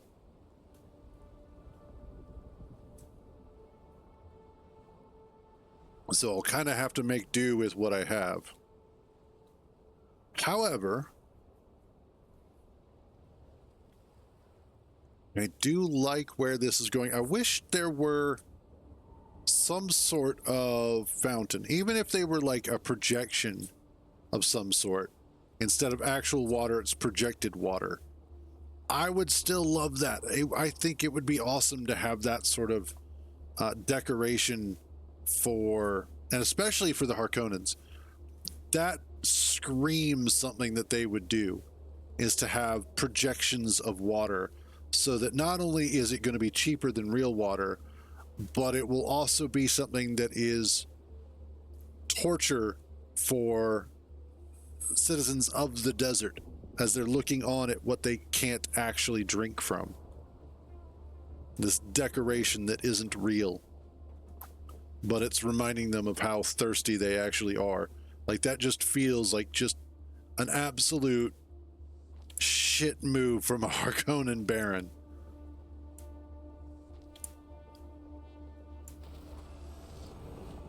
And, oh, sounds like somebody's here. Let's get the rest of these in place, just to make life a little easier for myself.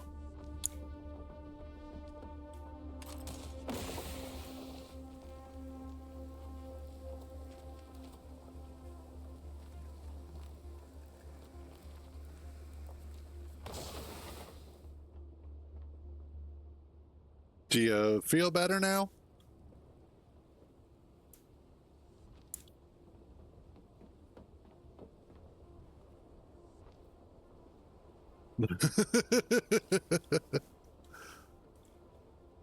All right, and then I need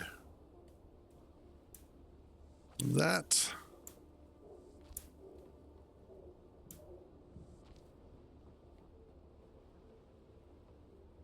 What does that side look like? Ooh. Unfortunately, I don't have the reverse of that. And then he's off again. Nope, nope, he accidentally got in. I know that sound.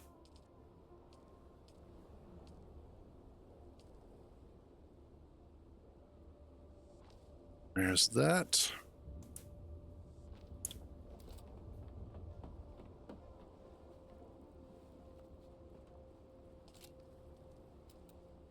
And then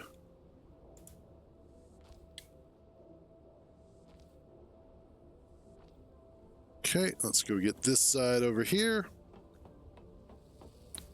And then I need to make a basalt run.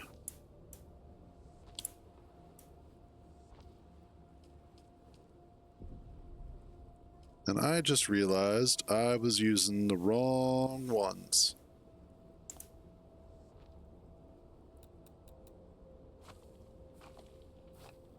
For that. Okay, I will say that the green boundary lines are a little obnoxious while you're building, because they do kind of get in the way, and especially at night.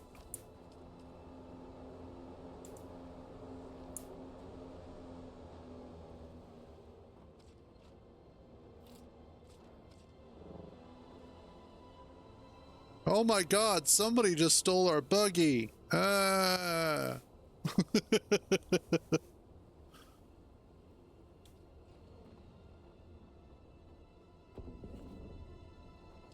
Let's go with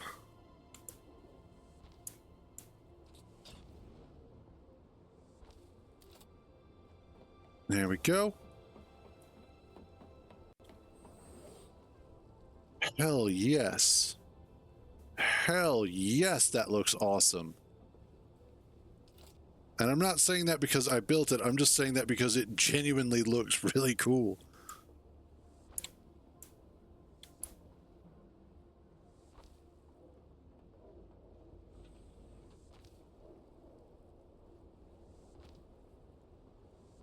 And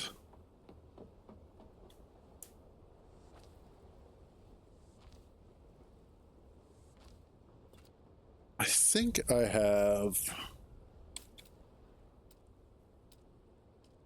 there's like an open archway kind of thing.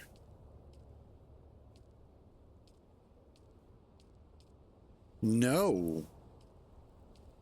Man, the Harkonnens don't believe in like open walls or anything. They have the double door and they have the single door. but there's no like open space or anything like that.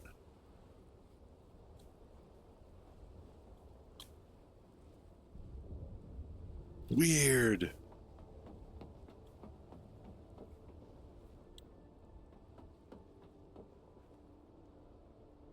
Okay then. Apparently there's no, because like the Atreides have they have this double door here.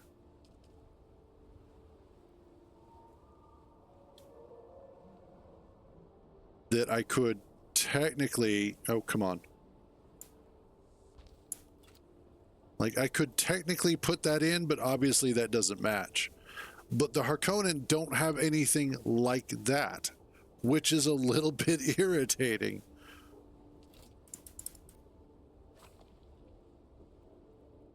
It would be nice if they did.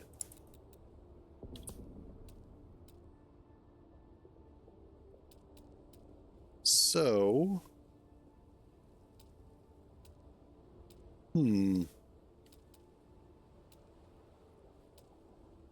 I will just have to make do. What if I do...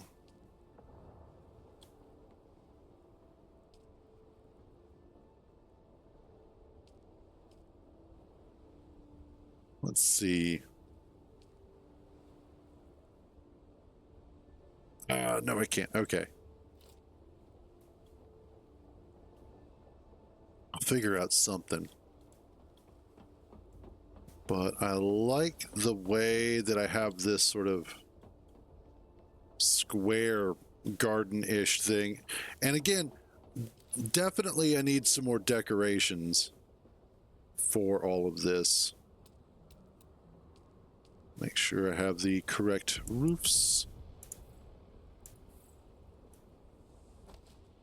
The roof is Harkonnen.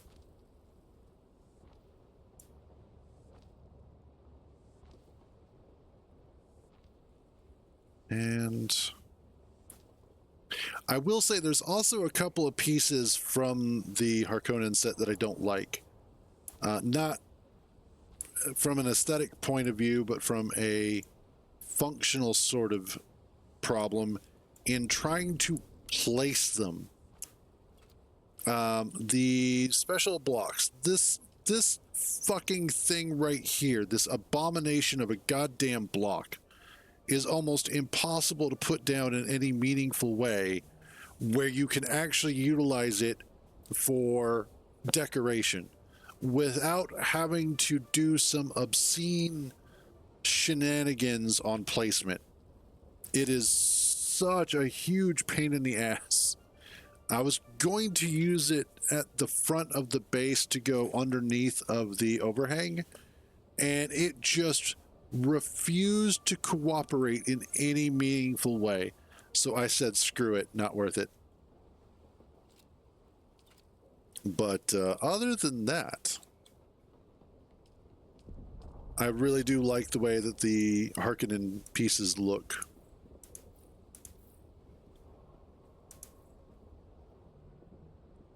Okay.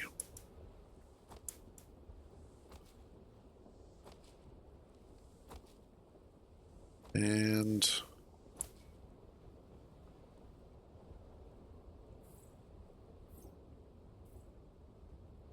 get that done up. Excellent. BEA, beautiful. So we're starting to get an idea of what this base is going to look like. We're starting to get it kind of sorted out. And that still gives me a lot of space under here to work with. Actually, looks kind of cool under there. But this gives me a lot of space to work with so that I can still allow for ground vehicles to come through down here. Which, let me fix this.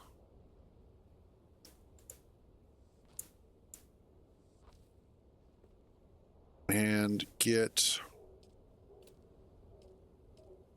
the slightly less steep inclines in place.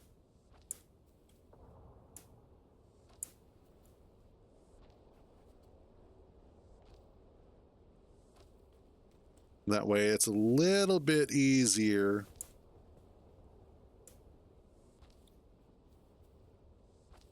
There we go. And then you are this one.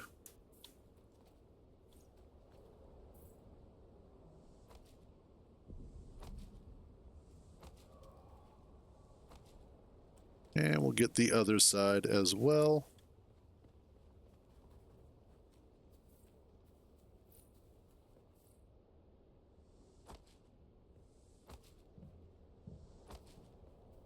Excellent. And then I just need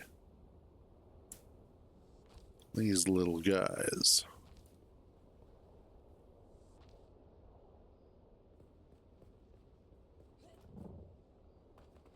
And we'll get to you next. All right, how does that look? That actually looks pretty spiffy.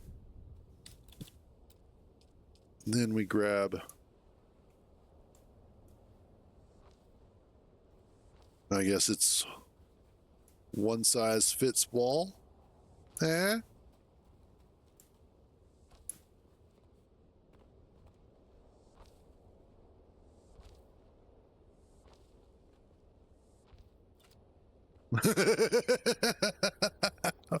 Worth it. Totally worth it. And there we go. That actually looks pretty good. Again, it was totally worth it. It was one of those that joke just, it appeared, I had to say it. I would have hated myself if I didn't.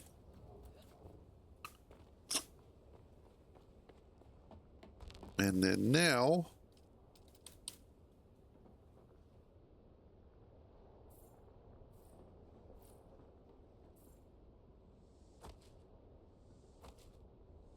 I have still worth it. And also, we don't use the M word because apparently that will trigger people who have already been murdered. Oh God, we definitely don't use that M word around here. There is no such thing as maturity on this stream.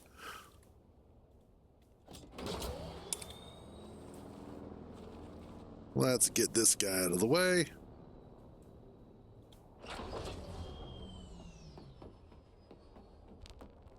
All right.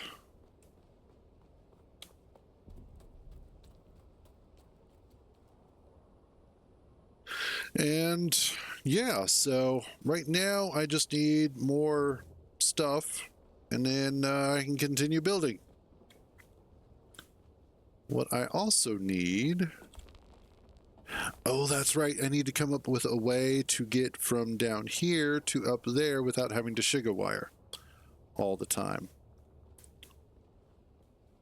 What if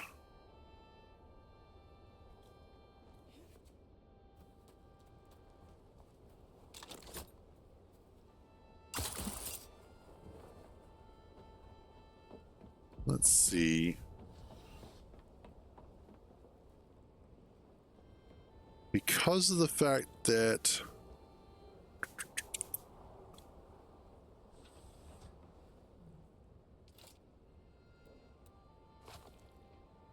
I have an idea here.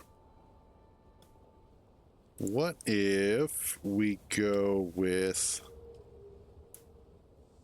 that and that?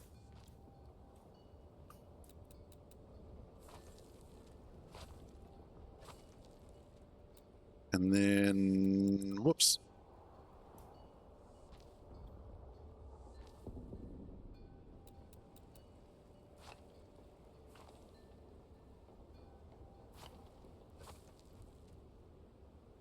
Yes.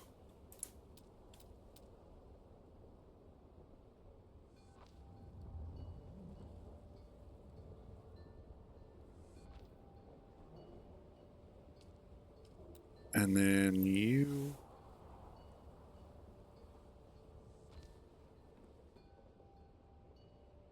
Actually, this one maybe not.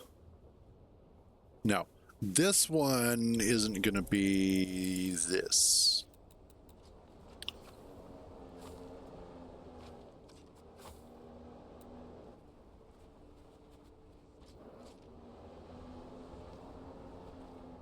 I am going to put this back.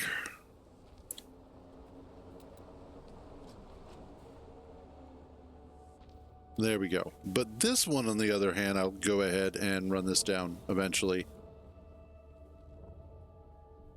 Yay, he is back.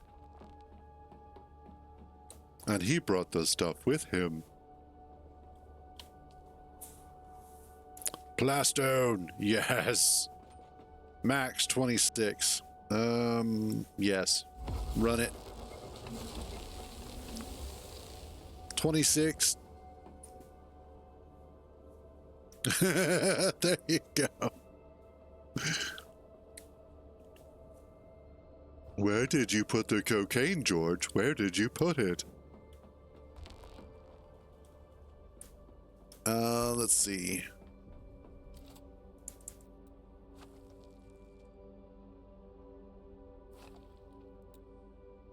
Let's do, whoops.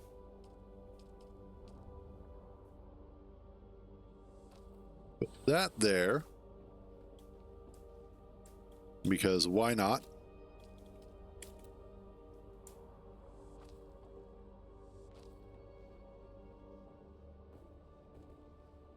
And then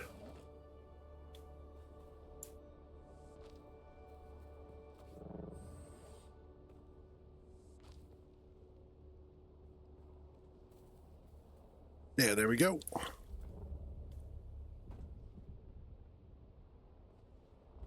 Let's build this out a little bit.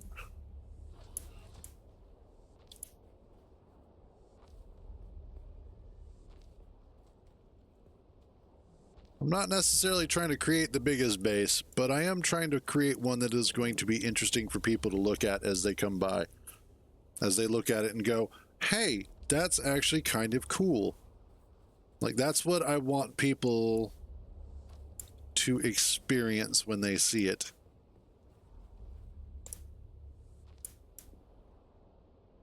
Is that sense of, that's pretty cool. I like that. Or, hey, that's a really cool idea. I will use that in my base.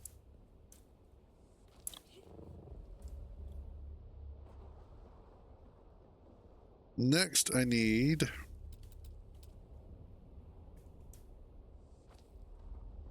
and then I should be able to do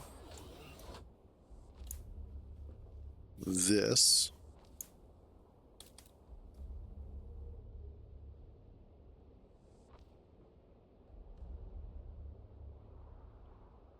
That would be awesome. Damn dirty Fremen.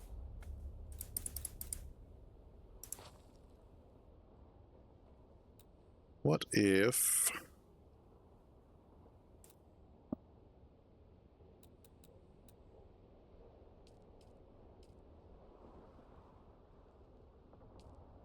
do that?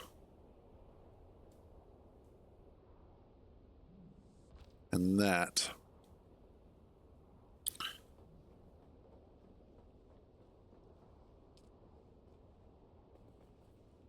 Oh no, not my ankles again.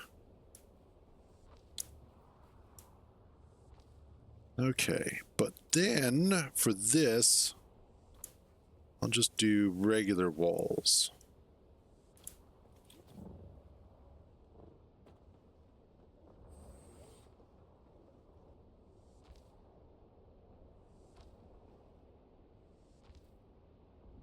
It's looking kind of hideous under here, but I'll be able to cover up some of this.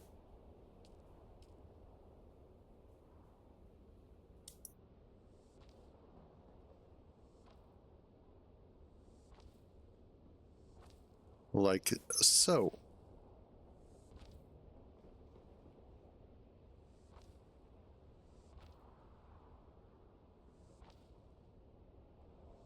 And then, whoops.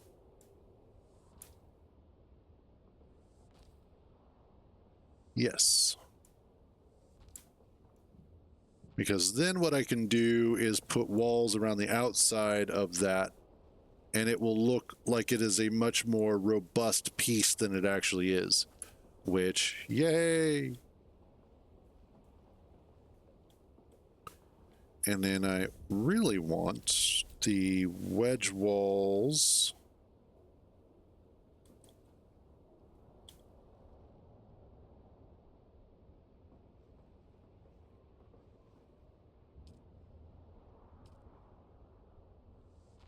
There and there.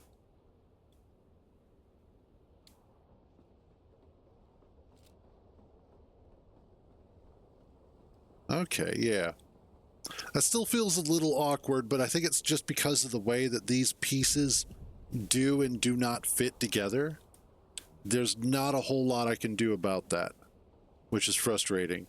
The Atreides pieces tend to work a lot better together, whereas the Harkonnen ones, they don't fit well all the time. They fit weird together, which is kind of frustrating, because they are absolutely gorgeous pieces, and I love working with them. They just don't always line up the way that you expect or want them to.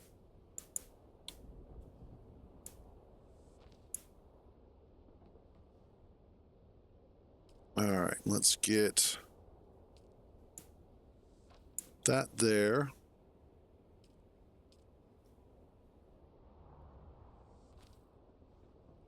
And then put you.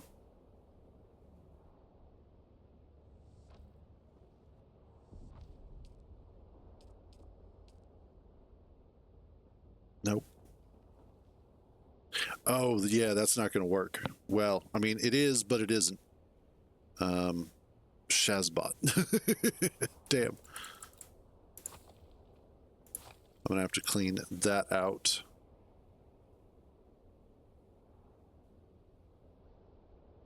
And do that.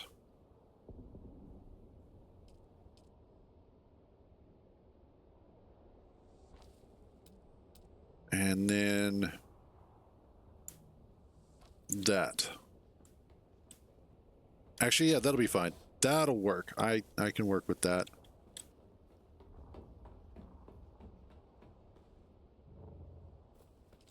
This goes away. Whoops.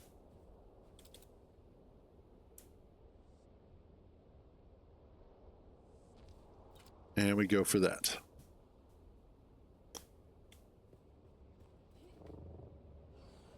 Which I might change those so that it better lines up.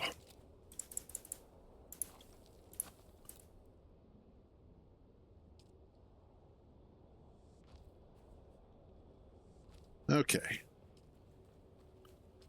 Then I can do that one there.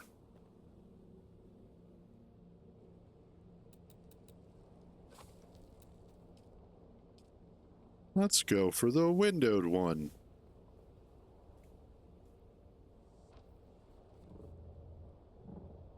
Is that what I have over here? That is not what I have over here. Let's do that over here.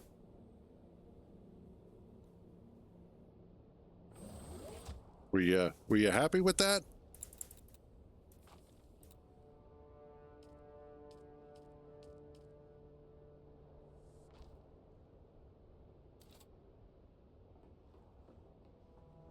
Okay. That doesn't look too bad. And I like the fact that you can look outside and be able to see who's coming in, that sort of a thing. Let's finish this off.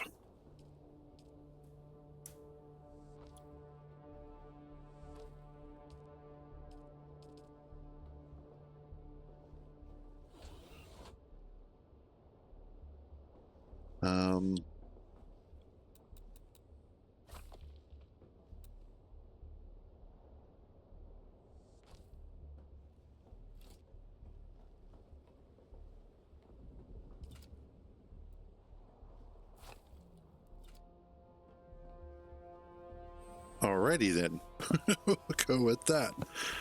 Which instead, ooh, I almost can.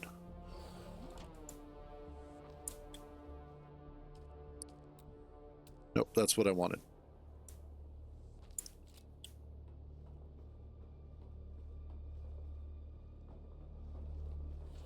Yeah, that'll work. Sector weather alert. A large sandstorm is approaching. Oh, awesome. Incoming GameCube. Alright, so now we can go from in here. You know, you come through the pentashield, do what you need to in there. Then you can come up here and run up to the hangar. Awesome. Awesome.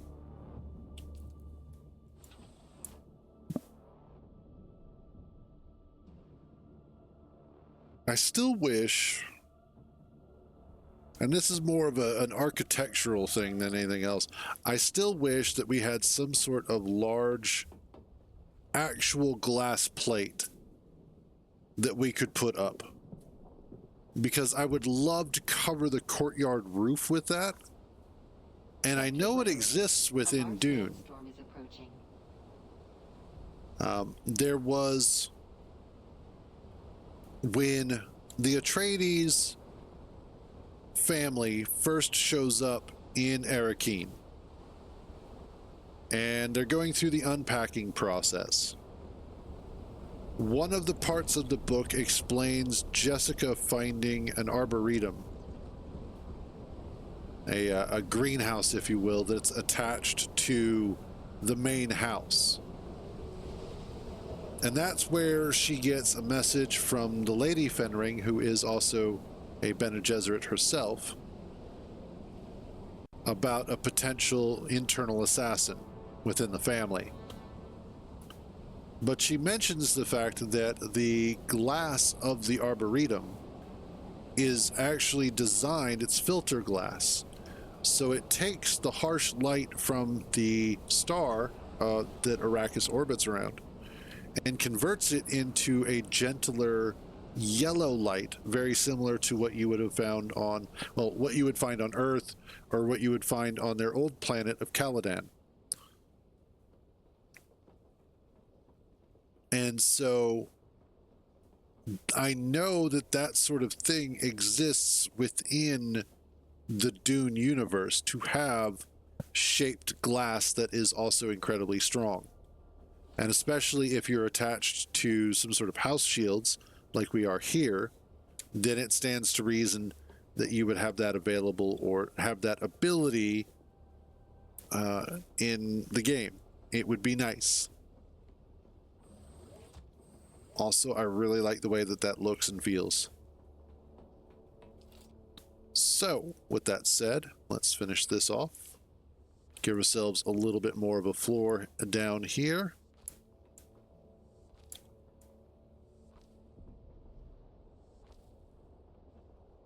Yeah, that's, yeah, basically. Which I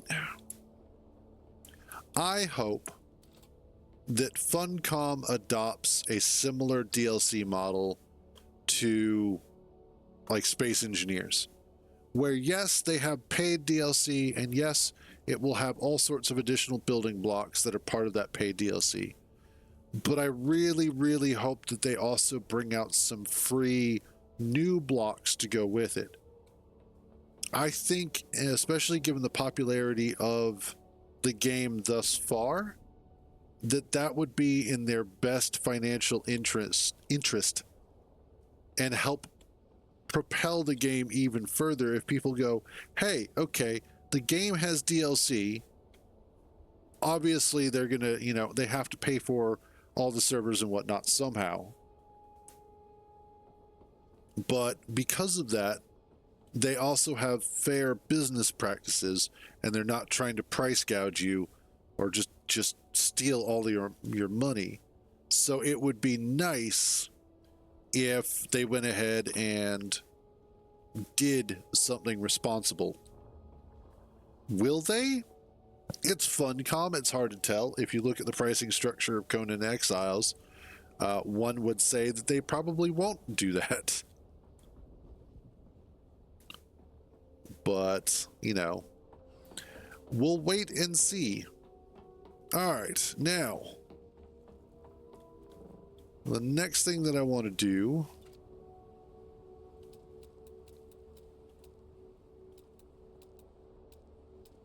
what do I need for that? Steel ingots and the cobalt paste. I can at least place you here, and specifically, yeah, kind of get a feeling for that as a spot. And that shouldn't be too bad.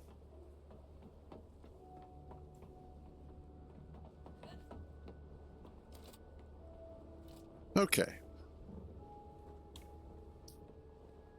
No, you were this close.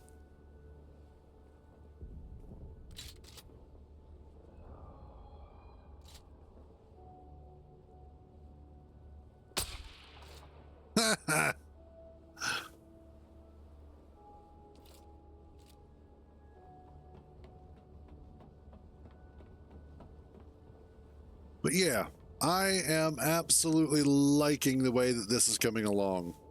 I think for now, though, we are going to go ahead and we are going to wrap this up for today.